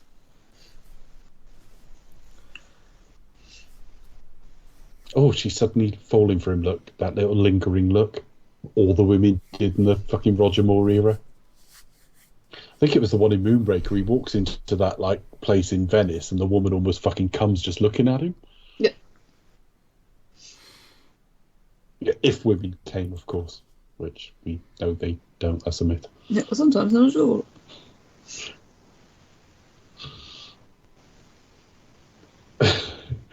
Yeah, she's playing hard to get, isn't she?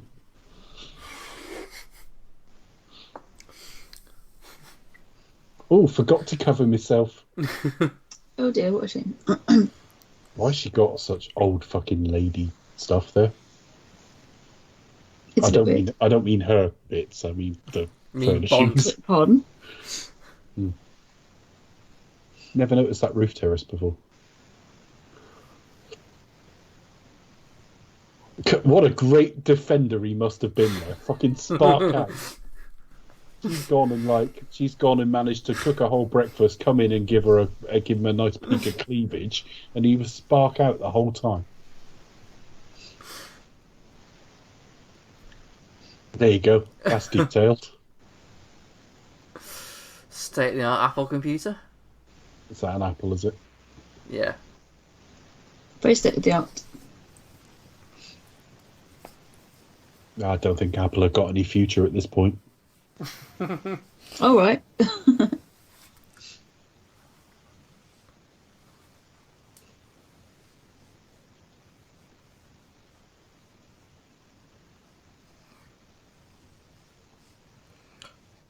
It's a bit north of the knee, that night dress, isn't it? It's a bit what? North of the knee. Very north of the knee. There was quite a lot showing. I got fired. No, there's deleted a scene there where Roger actually says "fuck 'em." Can I just actually left that in the film, like Roger Moore of all the Bonds, the one that actually says the word "fuck"? Mm.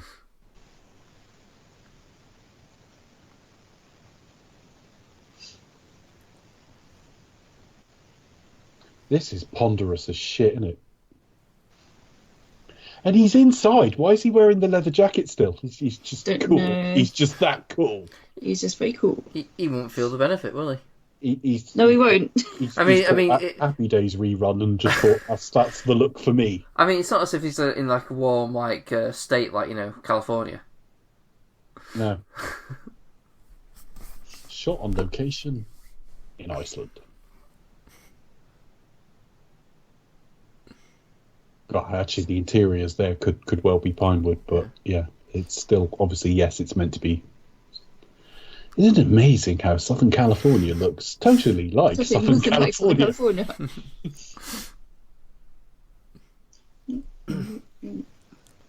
Yeah, he goes exactly the same way as. They're not very fucking inventive with this shit, are they? She's the one who just sneaks in the back and just strangles you. Yeah. And they did the same thing with the henchman in the next film, didn't he? He got you with something. Well, the next film. Oh yeah. With the headphones. Yeah. From one song.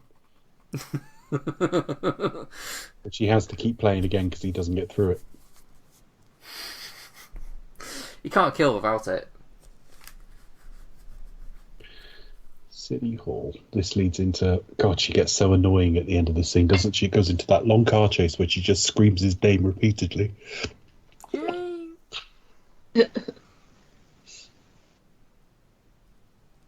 Yeah, pretty much.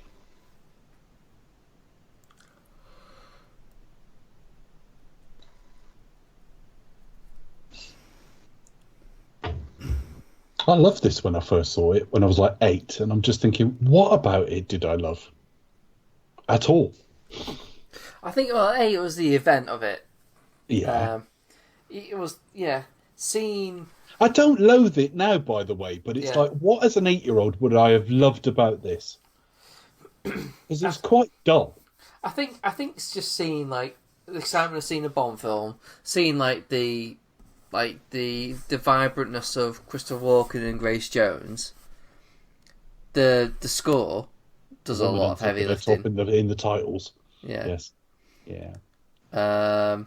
And also there's always something about seeing Bond in like an urban set like city. Yeah. Because you don't usually, especially back I'm hoping then. you'll do like Coventry or Blackburn next.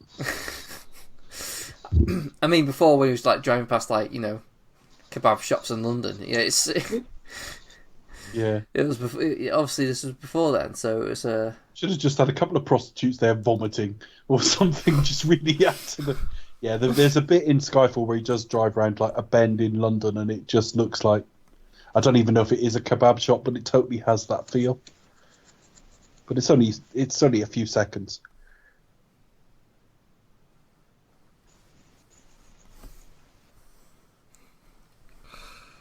I'll have a Donamies and chips, please.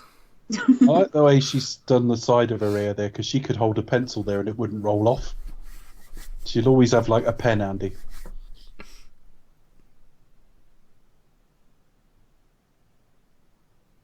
Being used, Mr. Howe. It's like, well, yeah, but they've got guns on him, so he's fucked. What are you going to do about it? Yeah, this is it. Don't mess with him. Supposed to go no.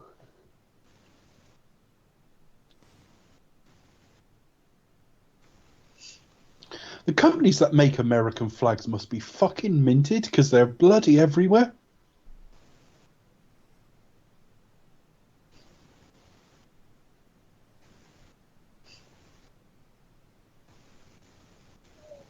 I don't know why he's telling them the whole fucking story.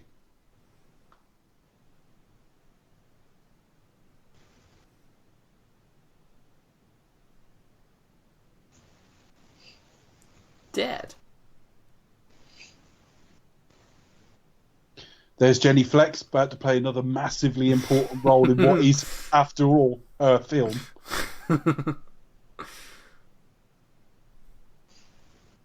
Occasionally he'll tell us he's a genius. It's like, well, any one of us could have worked that out with a bit of thought.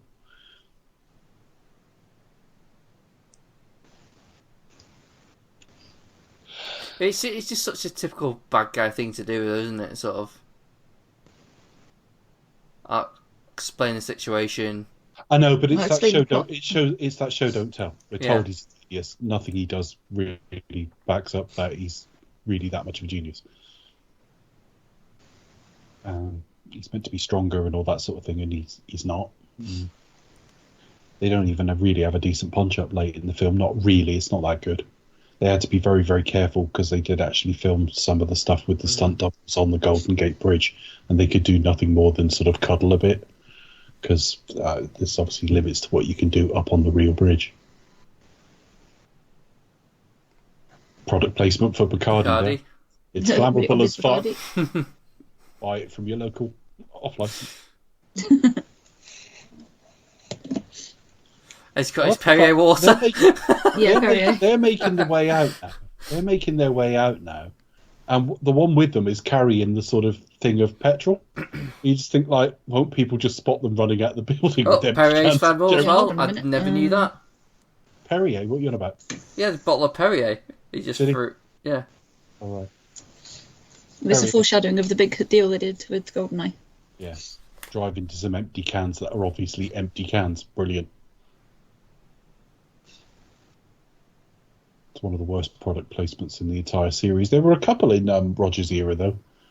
There's one or two. Is it Moonraker? There's one or two really, really obvious ones in that.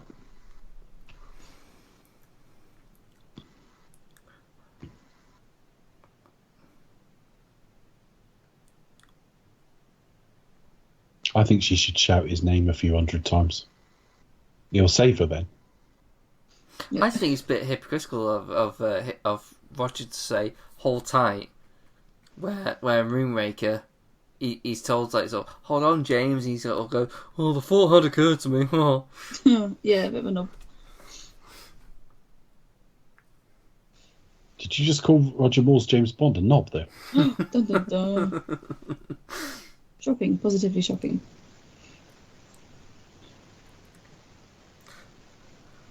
I'm sorry, Stacy, but fucking burn, bitch. You're doing my fucking head in. You're a bit annoying. I'm James Bond. I can shag anyone. I'll have another bird before I get out of this building. Yes, and I'm an old man. I'm going to call them birds. I remember Vera Lynn, you know.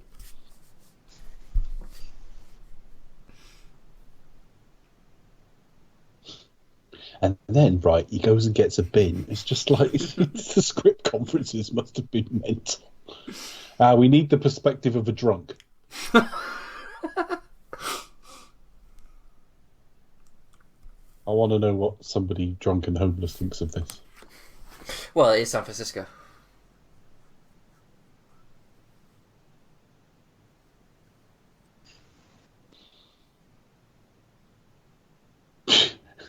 Make Roger look even more vibrant by having him struggling like fuck.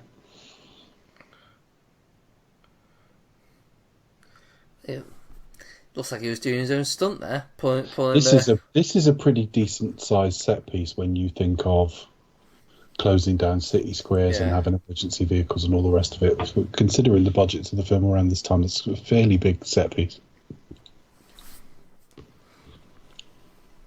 And yet they have a cannonball run. Yeah, the execution's really kind of comedic. Sort of, but it's not funny.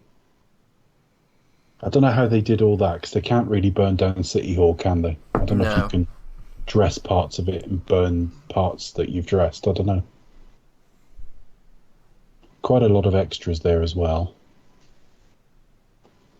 And logistically, it's kind of impressive. The end result's not that good, but yeah. Yeah, I must say, in terms of like that, you know, a big chase through San Francisco, I think, yeah, logistically, it seemed a bit of a nightmare, but it's amazing that they pull it off. Yeah. There you go. Homeless man's perspective again. Not Victor Torjansky. Yeah, if it had been... No double-taking pigeon. Sad, No. if it had been Victor Torjansky, you'd have gone, what's happened to him? Hang on. He was having nice holidays in the previous films. If you look at that, it's like daytime. They do shoot day for night sometimes. I don't know why we saw him drop the bottle. It's like, who gives a shit what that bloke thinks? But yeah, it would have added pathos had it been Victor Torjansky, because he was having nice holidays and skiing trips and all sorts, and now he's homeless on the streets. No, that would have been sad. That would have been better than any other character work in this film.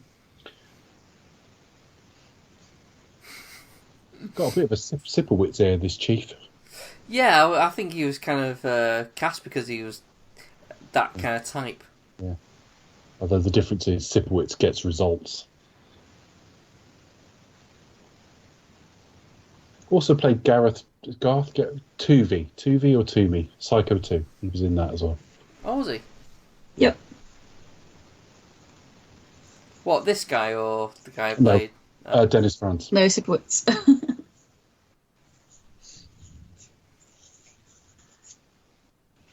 think it was one of those before he was famous roles. This is James. Stop. Why would she say that? Right? If she thought that was true, because that's what she's been told, you're under arrest. You can't. He's a journalist. It's like, what? That's a load of rubbish, That's the isn't it? lamest fucking argument ever, A load of isn't it? rubbish. You can. I saw him buy crab last week. It's like, what? Irrelevant? So what?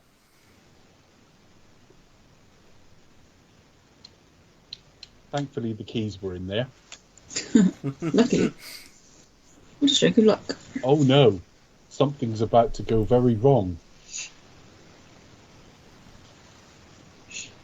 Roger Moore's going to be in a 7th Bond film. I mean, no.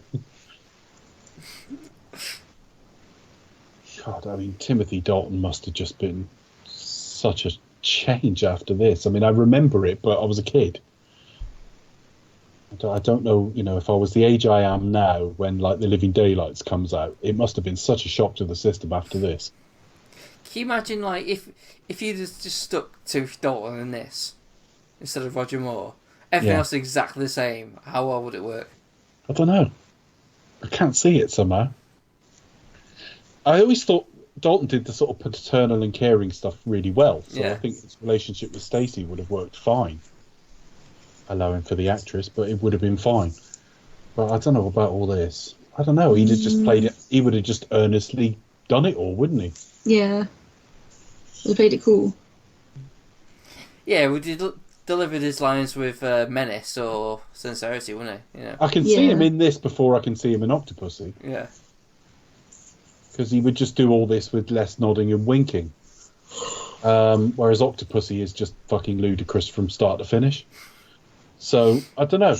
I could see him in Octopussy. I can kind of see it. I can't see it, but then I don't know the film as well, bizarrely, because I switch off so quickly with it. But I think this would be a really bad... I mean, I look at something like For Your Eyes Only, which Roger's really good in. But, like, it would be better with Tim, because it would excise some of those stupid bits, and he's just younger and more age-appropriate. I look at this and think, stick Tim in this, and it would just be just as bad. It would be the same fucking film. It'd just be less... It would be less, look how ridiculously old he is, but it would still be a very bad Bond film. Roger Moore's age is not the only problem with this film. It's quite dull and not very well plotted, and it's not a very good film, just full stop. And you could stick Timothy Dalton doing all this, and it would look a bit better, but still be the same film. I mean, Octopussy, it just strikes me that most of the jokes are he's a massive, massive fucking lech, and I'm like, I can't see Tim doing that.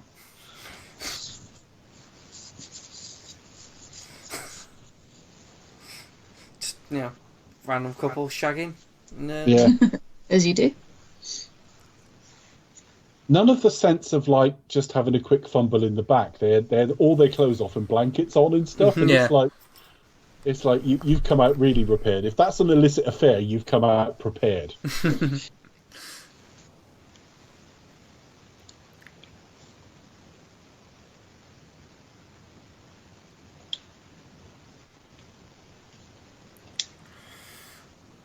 I mean, as action sequences go, John Glenn's really good at them, and this is actually not that thrilling. So I think it's quite solid. It's perhaps a bit too long, but otherwise solid all the way. Well, it's just lost its mojo. I mean, the problem is car chases are actually really hard to do.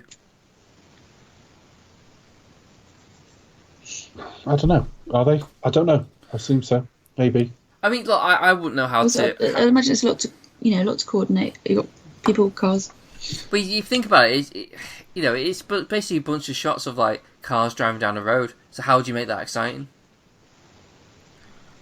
It's all in the editing. I think you have the female lead scream the male lead's name quite a lot. But I think it's all in the editing. So. And John Glenn was started as an editor, so Exactly, he's got that right good eye for it. This doesn't do a lot for me. I don't think it's bad. I don't think there's much wrong with it. But when we talk about John Glenn's strengths being the action sequences, this doesn't back that up. If I'd seen none of the John Glenn films and all of the rest, and you said, "Oh, this is the guy that made them in the '80s," I wouldn't go, "Well, he's really good at action" on the basis of anything in this film. Which I don't know if it's because of the leading man. I don't know if it's the locations. I don't know if it's just everyone's lost their mojo and we need like some new blood. Yeah. It could be a mixture of all of those things. But like, I might like Octopussy less than this, but the set pieces in Octopussy are better. So it's almost like they're in decline, desperate for a new Bond.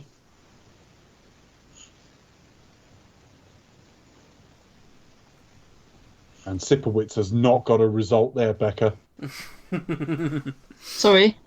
Sipowicz hasn't got a result there. Shocking. Well, if you're struggling with tiredness, let's get to a really boring bit of the film. The final act of this is shite. So he's just driven the fire wagon. Yeah. There. No, the police stopped bothering after they lost a few of their cars. They just give them. It's just like it's like. It's basically why the Grand fuck would a Theft- fire truck be there?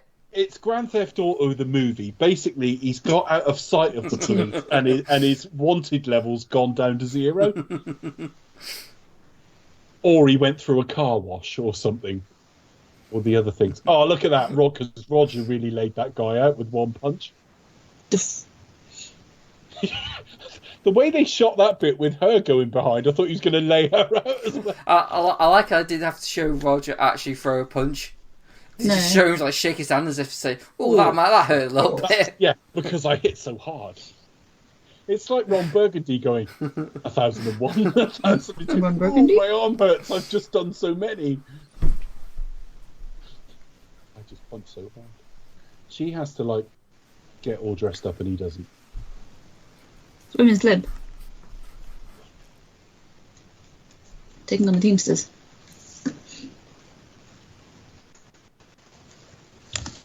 I've been covered in The Irishman, which is very good as well. Oh, I never knew that. Jimmy Hoffa. There's a book about that. Yeah, there's new Scorsese's about that, isn't it? Yeah, I need to watch that. Loved it. I've started watching that, and maybe I'm just going a bit of a miserable git, but I'm kind of bored of it. I'm like nearly halfway through, and I'm just like, yeah. It's not a you film. It isn't. I knew instinctively you wouldn't like it very much. Well, I quite like Scorsese. And we've got quite a lot of overlap in our taste, but I just looked at it and thought this is way too long and ponderous for Chris's taste. It's like something like Once Upon a Time in America you would struggle with, I would think. Oh, yeah. Mm. I mean, I think I get that more, though. Mm. But the problem, I think, the issue with that is the lack of bum. Been distracted there. Yeah, sorry. What the problem there was. A peachy ass. No,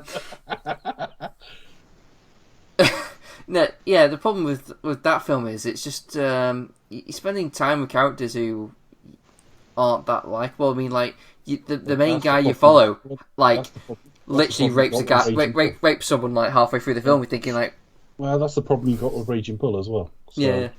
You like Scorsese, but not all Scorsese for a start. This is right at the longest end of what he's made.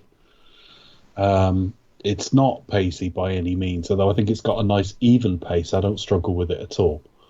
I just looked at it and thought, I wouldn't swear on it, but I would have said, if I had to bet, it's slightly odds on you won't like it. It's very similar to Goodfellas, but Goodfellas is pacier and younger and got more energy. You know, it's younger. Mm-hmm. It's a younger lead and stuff like that.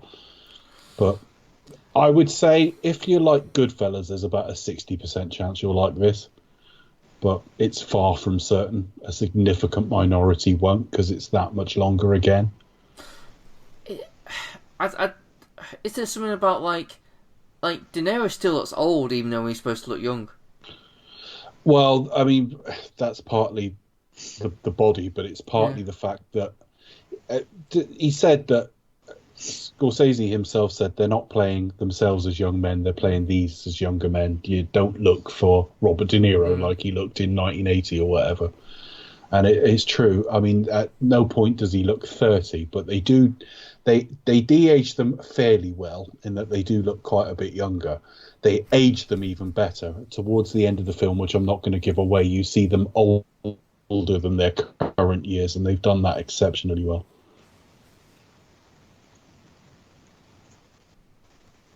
But yeah, I mean, get through it for the sake of it. I watched it twice in 2 days, so I must have liked it. Oh, okay. That's for all this bullshit people talk about, don't break it down and all the rest of it. Watch a film however you're fucking comfortable with. I had to write a review of it, and I wasn't sure I was going to have enough time on my last night. So I genuinely watched about 50 minutes the first night, watched the rest of it the next night, but then the following night I watched it all in one. So I've seen The Irishman a couple of times now.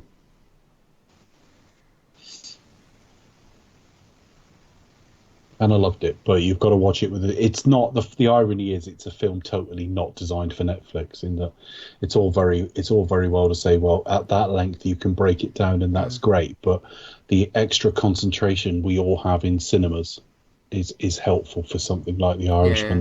Yeah. Distractions at home are not helpful with a film like The Irishman. But I mean, I was disciplined about it, and I kept distractions to an absolute minimum, and I watched it, very well. But you look at the length and go, thank God it's on Netflix, but trust me, you would struggle far, far less in the cinema. That's true of almost any film. Depends who you are. There must be people out there that are the other way around, but no, I concentrate. There are times in life, like if I'm not very well or depression or anything like that, where I can't concentrate on films. I lose films at home, but I can always do the cinema, always. Yeah, because it makes makes you focus on it. I never have any problem focusing there. But at home, if I'm in the wrong mood, I'm all over the shop. I think it adds to the experience as well, doesn't it? You kind of I think so. Yeah. I appreciate not everyone feels the same. I mean, it's partly the generation we're in. We might be the last generation that really lionise cinema en masse. I'm sure there are plenty of much younger people who love cinema, but there's a critical mass in our generation that still really love to go. But I enjoy it. I get more out of a film on the big screen. I just do. And a lot of people prioritise like effects films for what they go to the cinema to see because they think it's more scale and all the rest of it. And I don't actually think it matters what you see. I think it's fundamentally a different experience. I've seen plenty of films for the first time at home and really loved them. But even something like Stan and Ollie, I'm so glad I watched it big screen. Yeah.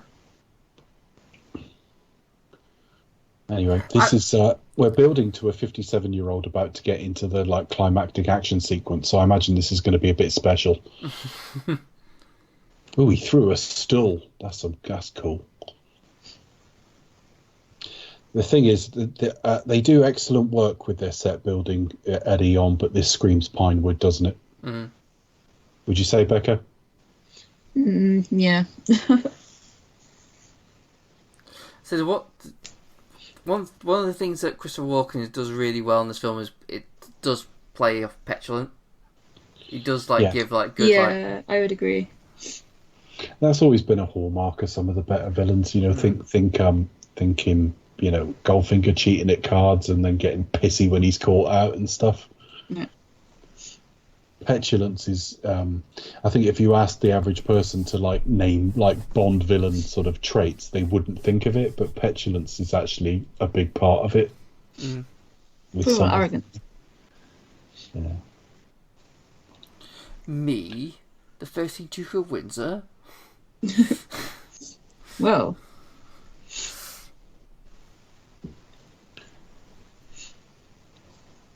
This is not great action, though, is it? No. I've even forgot what they're there to do. It's something to do with stopping an earthquake, yeah. But, yeah. Stacy gasps. Mayday flip-flops faster than Anakin going to the dark side as well. She's still evil at this point, but give it a couple of minutes. Oh, what? He betrayed me. All right, I'll be good then. Yeah. And I'll not only be good, I'll be so good I'll give my life. Wholeheartedly bought into the cause, not just I'll help you a bit. No, to be fair, it is a bit more of a fuck him. It's a bit more yeah. So it does. If you look at that, it kind of plays only in that. By then she's going to be wanted and all the rest of it. I mean, that's the big action sequence when you're 57. The fucking rung of the ladder went. Oh, then you got the blimp bit coming up. Oh yeah, when all she had to do was fall to the ground and she'd have been fine. No. Nope. No, the real memorable sequence is the big massacre thing, isn't it? I don't get, which I don't really get, but he all of a sudden just fucking starts fucking destroying all of them. Does anyone really know why? Because he's evil. Oh, that'll be that then. Because he is crazy. Yeah. Cutting dividends, you know. Right. Great. That's what it is. It's about keeping share. I imagine it's something about. It'd probably be something about you want to keep it. Obviously, you want to get away with it, don't you? So it's like if you kill everyone there who could finger you and know you had. It's always, finger you out. Oh.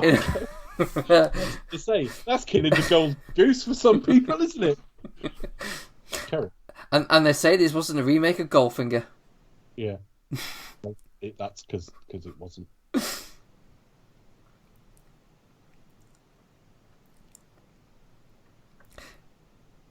I mean, he could make the argument that the fact that it wasn't his idea, hence his old work first drowned.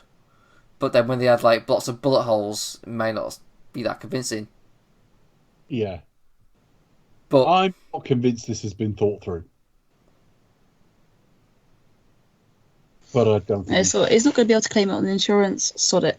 I always find the sort of madman angle to this sort of thing a little bit lazy, that's all. Because it is a little bit lazy writing.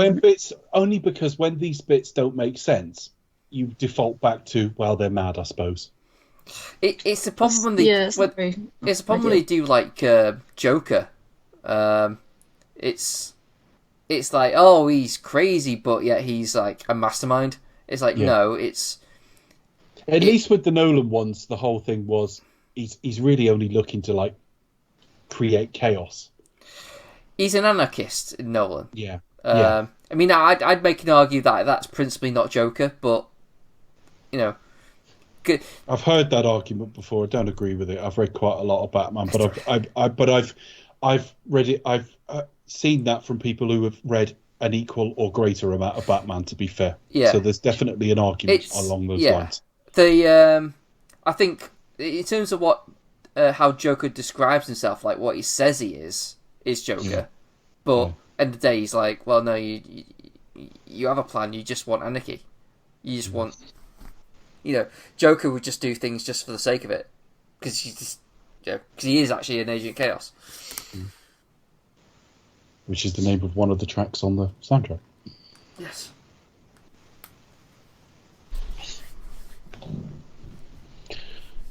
Christ, I can't believe how long the final act of this film is. At Pinewood, because that just looks like a tank.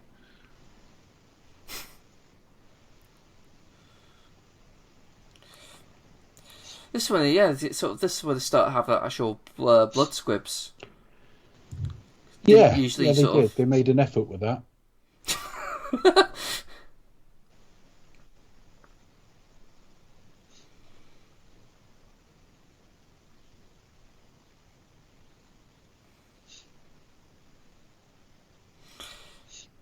Yeah, I wonder how many people he just killed. That's a bizarre shot for a Bond film. The slow balloon on a boat. That does not look like a Bond film shot. And he does not he does not like someone who lives in San Francisco. No, he looks like he's from Yorkshire. Yorkshire. He should be in a John Smith's advert. Are we talking about the serious ones, or are we talking about the weird, bizarre, arty ones during that period? I'm thinking of the ones back in this era. Yeah. Oh, in the 80s. Okay. Yeah. Not like Man with Fish on Head in the early 2000s. No. Well, I think that was a different. There was the guy who was in all the John Smith's adverts is in one of the Superman films giving a reaction shot. I think it's Superman 2, where like they walk out of the water or something like that. Yeah, there's something like that, isn't it? The guy that was in all of those adverts was in those was in that film. It's this guy. Hang on a minute. I think I've got a shot there.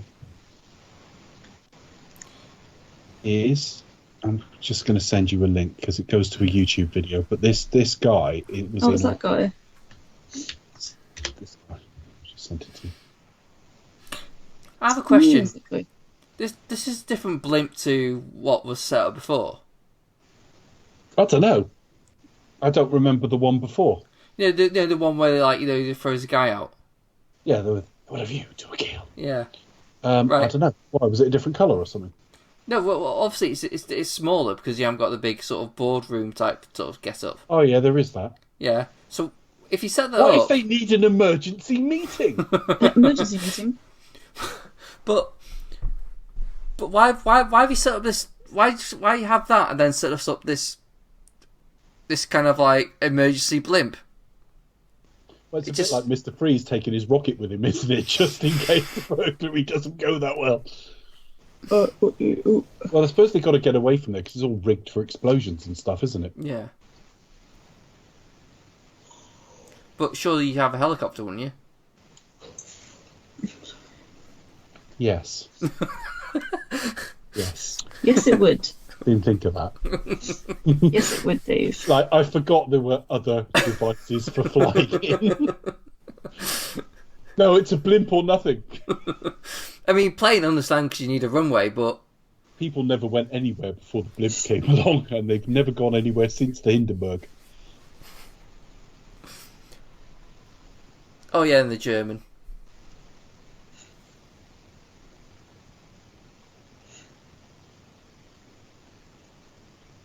Mortner's basically a daddy figure to him, isn't he? He does spend most of this part of the film standing around looking concerned. That's all he can do. Well, he has to read the script most of the day. And he's working with Grace Jones. Mm. Roger still says, I'm sure he did, that he could have done the next one. There's some debate over who said what. Now, I've got no feeling that Roger Moore was a liar, but Cubby always said he did actually say, it's time now, Roger, after this one, but Roger claims he could have done the next one. Christ, he didn't. Yeah, phew. What he could have done, as in, like, he would have done, or could have, like... It was his choice. He's you know, painting it as his choice. If he'd said, I will carry on, he would have done the Living Daylights at, like, 59. Can you imagine him in License to Kill? Oh my god. You earned it, you keep it. Oh, you keep it. Old friend. Old buddy.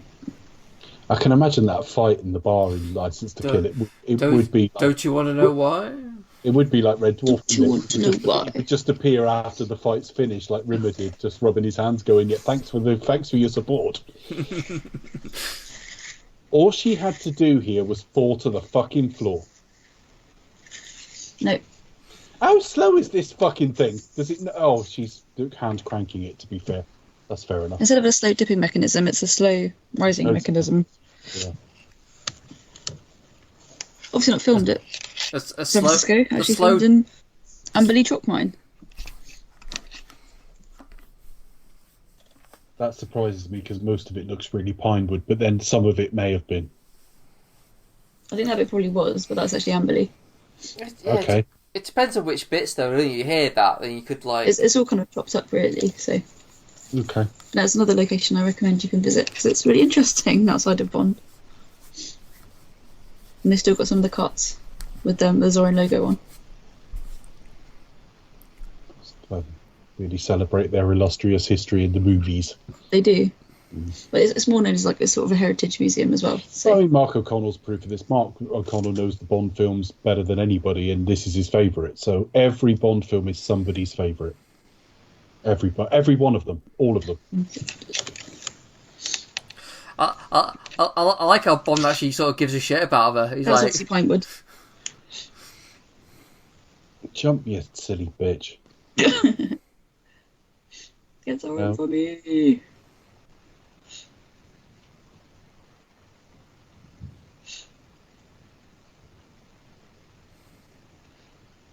Ribs for dinner, then. Oh dear.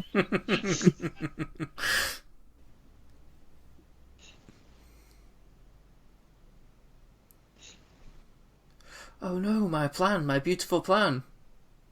God, tatters. Right, gently amble over there, Roger. What are you doing? Looking for her? I wonder if there's something I can salvage. Here's a foot. Oh, wait a tick. That means I'm single again. Oh, behave! Oh, that's it was. Oh, okay. Just fall to the fucking floor. I just like how he silently sort of sneaks up behind her. Silently in his airship. That's probably what, just in a helicopter, quietly. Have you ever heard Trump being like interviewed outside a helicopter? They're kind of loud.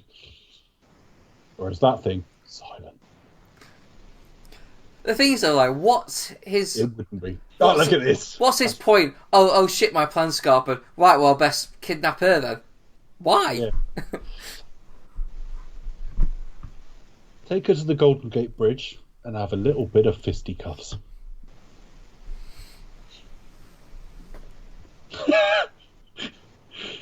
It's now at the point where even the thought of Roger Moore doing that is funny. It's not even that the stuntman looks nothing like him in this shot. It's just, 57-year-old Roger Moore, don't be fucking stupid.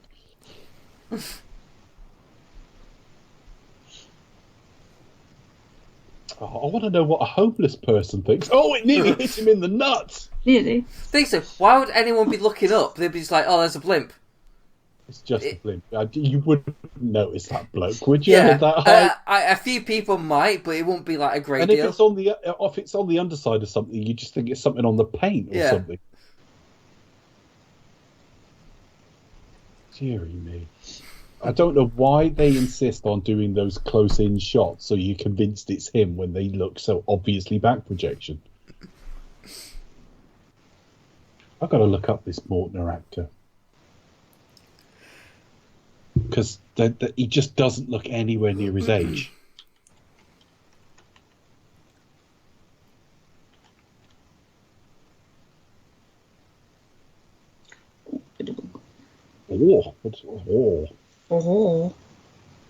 Willoughby Gray. That's a great name. It's a brilliant name. And he was born in 1916, so the man was nearly 70 at this point. God, yeah, so he's he was aged very up old. very slightly. He died in 93. He didn't die that long after this.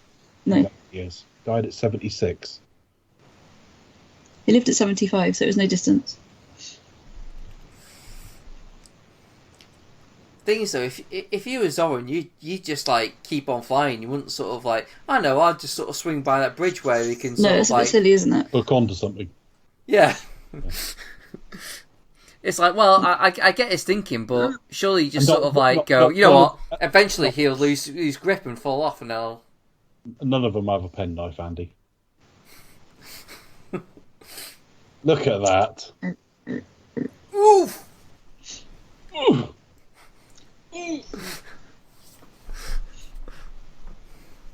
I mean, I do realise that the amount of times that Roger actually says "oof" is memorable, but it's just so fitting. That.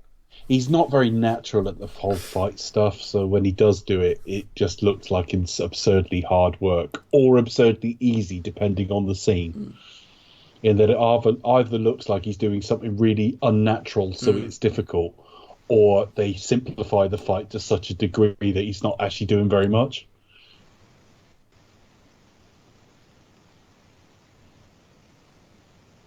I mean, the Brosnan fights didn't look that great just because he was so slight. So the idea of him knocking people out with one punch was a bit ridiculous. But if you take that out of it, he was quite lithe and athletic. And all the other Bond actors have been better at the physical stuff than Roger. But I don't suppose it was the... In terms of physical Bonds, how would you rank them?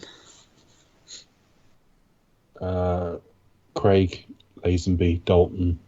No. Hang on, let me think. Yeah, Craig, Lazenby, Dalton... Connery. I would stick George at the top. Yeah, but a lot of that's done through... I know he's only done one. But but a lot of that was through the editing. If you look at the way his fights are editing, it's just a camera looking at his foot raising. I get the impression that he's got this physicality. So who would win a fight in real life? George Lazenby. Exactly. If they were all the same age, George Lazenby. But like screen acting action and stuff, Craig's like a step above anything we've had before. I'd say George, Daniel, Tim. Yeah. And the rest. Yeah. Sorry. Roger's the only one who's like notedly not good at it, if you know what I mean. They're all right. As we've said, he's a lover, not a fighter. Yeah. It's a bit of a disappointment in films where they write several fights, though. Sorry, Roger, this isn't for you. Sit I mean, it up. if these two were having sex now, he'd be doing really well. His is a controversial thought. Is Roger actually that good at the sex stuff? Well, we don't actually. Well, you say he's a lover, but not a fighter. But is he that good at being a lover? Yeah, but I find him smarmy as fuck, and we've got no idea how good he is at sex because we don't actually watch any of that, do we? We know Pierce was bad at it because he just looks like he's being strangled when he comes. No, in fact, Pierce looks like he's being face. strangled when he does anything. You burned me. Which is rather poor technique, really, isn't it? What were you doing to burn him? No, you want my help. They had some dynamite handy. That was cool. They remembered to take some of that with them.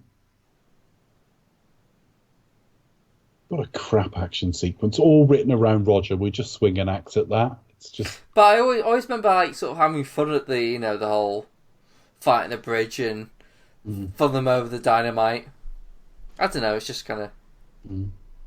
I think it's the novelty of it. It's all right.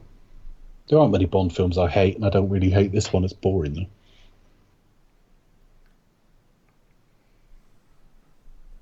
Now here's the question: how the fuck would you get back down? Walk? I don't know.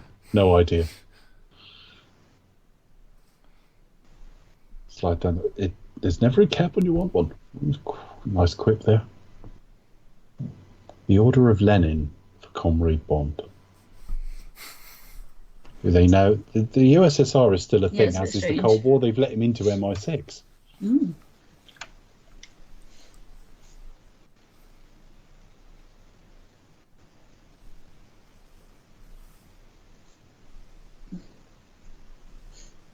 Openly, we've stolen all your secrets. Yeah, literally, we've stolen all your secrets. At least the last shot of Moneypenny's a bit of a scorcher. It's one of those they could. She was great in the role. She was great in the role. She's still the Moneypenny. Oh, no, this is dodgy. Because it's very dodgy, isn't it? He's in that van on his own, so he might only have only one hand free in a minute. But look, clothing, right? That's not how people get ready for a shower. There's sex going on. It's fucking obvious. I mean, surely this is not how you would find out whether she's alive or not. Surely. Go knock on the fucking door. He clearly wants to see some nudity and claim it was all just part of his job. She's dirty old man, really. Dropping the soap joke. I'll get it. Woo! So he's taking a joke. He only took her very briefly in the arse, though, because... Oh, look at that. Excuse me. And he looks disappointed. You're getting free porn? Ridiculous. Which is clearly what you were looking for. See, now, you think Bond would actually put on a bit of a show for his old chum. Last time, pull that curtain back and give it Riz. I think he's tempting re-entry, sir. It is one of those.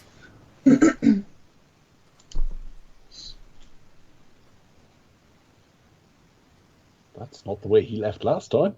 No. Yeah.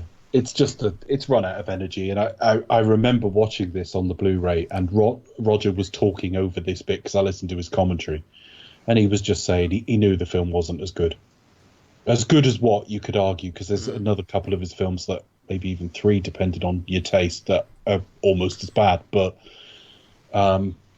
he just said he didn't like it. He thought it was a bit violent, and he just didn't think the script was as good. He thought this was violent? I think he's referring to Zorin shooting everybody. Yeah, probably. So I don't think this is that violent. I think he just found it senseless. Just like a strange choice. Yeah, I can kind of see that, but I guess you kind of you needed something to kind of go, ooh. But he's out of touch by now anyway. I mean, he complained about Duran Duran's song because he doesn't like pop music. Too poppy. Yeah. Too poppy for him. He'd have had Shirley Bassey doing them all. I did them all, darling. Didn't have the range. I don't mind hearing Shirley Bassey as long as I don't have to look at her. She's so over theatrical when I think it was Michael Gray put her in Room 1. I think Michael Gray put her in Room 101 on that basis, and they actually showed some clips of how over theatrical she is when she sings, and it's actually quite painful to watch. Yeah, that's all part of her act, isn't it? That's what she does. Yeah, but I only want to listen. I'm happy to listen. I don't want to watch. Performed by Gidea Park. Yeah, Gidea Park, as I said at the top of the show. I wish they all could be California girls. Beautiful, Chris. Thank you. Voice of an angel. Voice of an angel. Look at all the product placement. Look, we complain about it like it's a new thing. It's not. Nope, it's been going for years. They had Sony as far back as You Only Live Twice. They did. As far back as the mid-60s. James Bond will return. But we don't know what in. So that answers the question. From A View to a Kill was the last time they announced the next one. At the end of Octopussy. That's when the line was drawn. Yeah. So they obviously didn't know it was going to be The Living Daylights at this point. Well, returning... They could just say Casino Royale every time. Doesn't mean it's going to be the next... No. It will return at some point in Casino Royale. At some point, eventually. Yeah. That's it. We actually talked about the film this time, folks. Shock horror. Everyone will be listening going, they're just talking about the film this time. I prefer it when they talk shit. Well, we did talk a bit of shit, though, dearly. So, yeah, that's it. A View to a Kill. Yeah. That is the last time we'll cover it now, unless we do the whole Bond series again as a farewell in a few years' time or something. What basically when we run out of ideas and just repeat the same shit? Yeah. When we're arguing over whether we want to do, like, Tomb Raider or not, it'll be like, let's just do Bond again. That is the last time we'll cover it, though, because that was a redo because the Mark O'Connell show didn't run as a true commentary. So we're proud enough of it. It's a decent enough show. It's better than the review. The review wasn't that great, but hopefully that's made up for it. Becca's choice next time. I shall reveal that in due course. Yeah. Do you know what it is? You don't have to tell No. me. Right. I'd have just said yes in your position just to sound like... Okay. Well, you never know. I might have something on my sleeve. I shall reveal it soon. We've got a film to record this weekend, one to record the following weekend in the next series, which we'll announce in a minute. Then we've got 2 Star Wars films. A Star Wars film and a Star Wars ranking. Then we've got Fast and Furious. Well, we'll finish off the series that we'll announce in a minute. And then we've got Fast and Furious, and then we'll do that Bond commentary. The only other thing, and we'll schedule it when we next record because it's getting late now, but when we next record, we'll sit down and figure out when we're doing our Christmas commentary as well, which we hope will be additional to, but we can't promise. Yeah. Anyway, social media. You can find me at the Pasty Kid 1976 on Twitter. Did we have a quick talk about the trailer, or are we not bothering now? I haven't got much more to say about it. It's whether you guys want to add anything. Becca? I love it. I'm all aboard that hype train. Yeah. That's what I'm going to say. The only thing I was like a bit confused about is like the guy in the mask.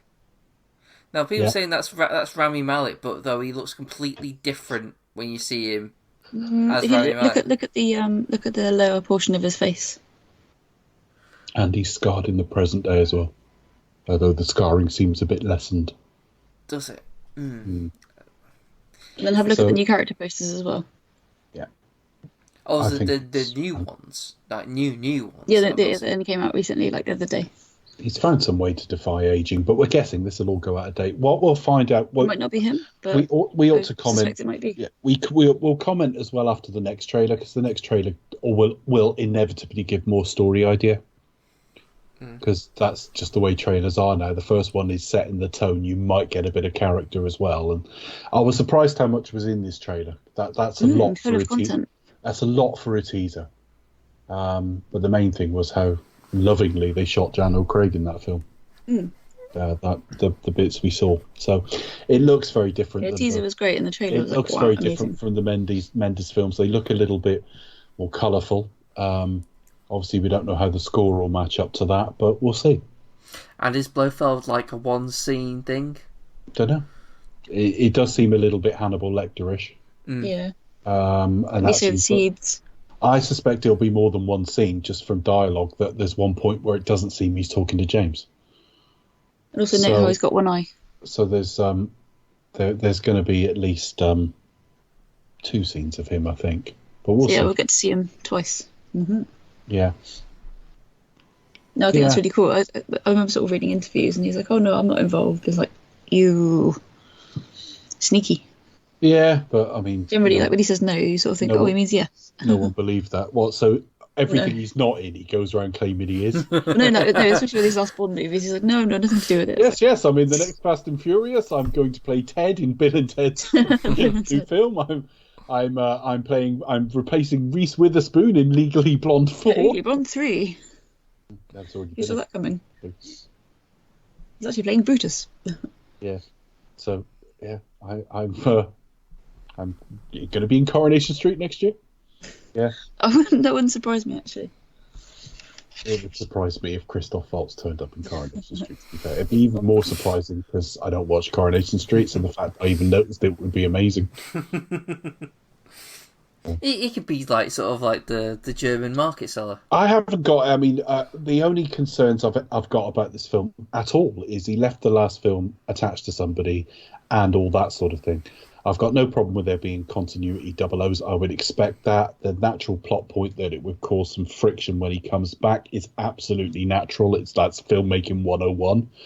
I found the little shots we saw of Lashana quite interesting, so I'm fine with all of that. It's how they're going to handle the whole Leia Sadu thing and getting him back into the service and all the way, and setting up this series as continuity for the next person if they don't do a reboot. And I'd rather they didn't reboot every time. So continuity is key. My only concern, or lack of continuity in its way, just pick up with the new guy and forget about it. But I'm sort of those are my only concerns. The logistical problems set by Spectre and how long it's been between the two films. Those are the problems you've got to solve, with the fact that once again, every Bond film is somebody's first. People have to watch this who've forgotten Spectre, didn't watch Spectre, didn't like Spectre, all of those things. So you've got to do something self-contained with Leia Seydoux, but you still got to have Bond out there as like, you know, the agent, you know, who's not got a wife in tow behind him. So, and you've got to do it in a way that doesn't just copy The Bourne Supremacy or something like that, where she's killed in the pre-title. Well, I think we can gather from the trailer that's not the case. So I've got concerns about how they solve logistical problems. In terms of look, feel, performances, new characters and everything, not a single concern. Yeah, it looks very promising. Yeah, it does. I like this. I like the design of. He's got a very good henchman. Or what is presumed to be Ravi Malek. Yeah, the mask. Very good, like henchman kind of like vibe. Yeah. The other thing is the one thing you can just tell how much more fun Daniel Craig's having, and you can always retrofit this and see what you want to see. But even when he walks in, hello Q, I've missed you. Yeah, it's just he's just fucking eating that stuff up, they all seem much more excited about what they've created now. I think, what was that saying he said, Craig? He said there's many a slip between cup and lips. You know, in other words, they could balls up post-production. The cut doesn't come out as well as you like. It ends up poor score. A lot can go wrong, but the raw material of what they think they have is very, very promising indeed. And I've not heard Barbara Broccoli this excited. I haven't heard Daniel Craig this excited since probably Skyfall. I know he was very proud of Skyfall. But certainly I've only heard him like this a couple of times in his run, and they've been his better films. So let's be positive, I think. Yeah, I think it's going to be at least okay. And it's not Sam Mendes. Yeah. No. And there's bits of dialogue where I think I can hear Phoebe Waller-Bridge, and that's not a negative comment at all. So yeah, absolutely great. Where can we find you on social media, Chris? Cinematronics on Twitter. You can also find all the podcasts on cinematronics.co.uk, and you can find all the shows on there with on the Apple and Google Podcasts and Spotify. And you can find us. You can follow us on Twitter at Expect Us to Talk. Super. We're going to leave it there because, folks, you have no idea, and we're not going to tell you how late it is here. This was a really late recording. So we move on to a new series, which means, Becca, Do You Expect to Talk will return with a new retrospective review series for the John Wick movies.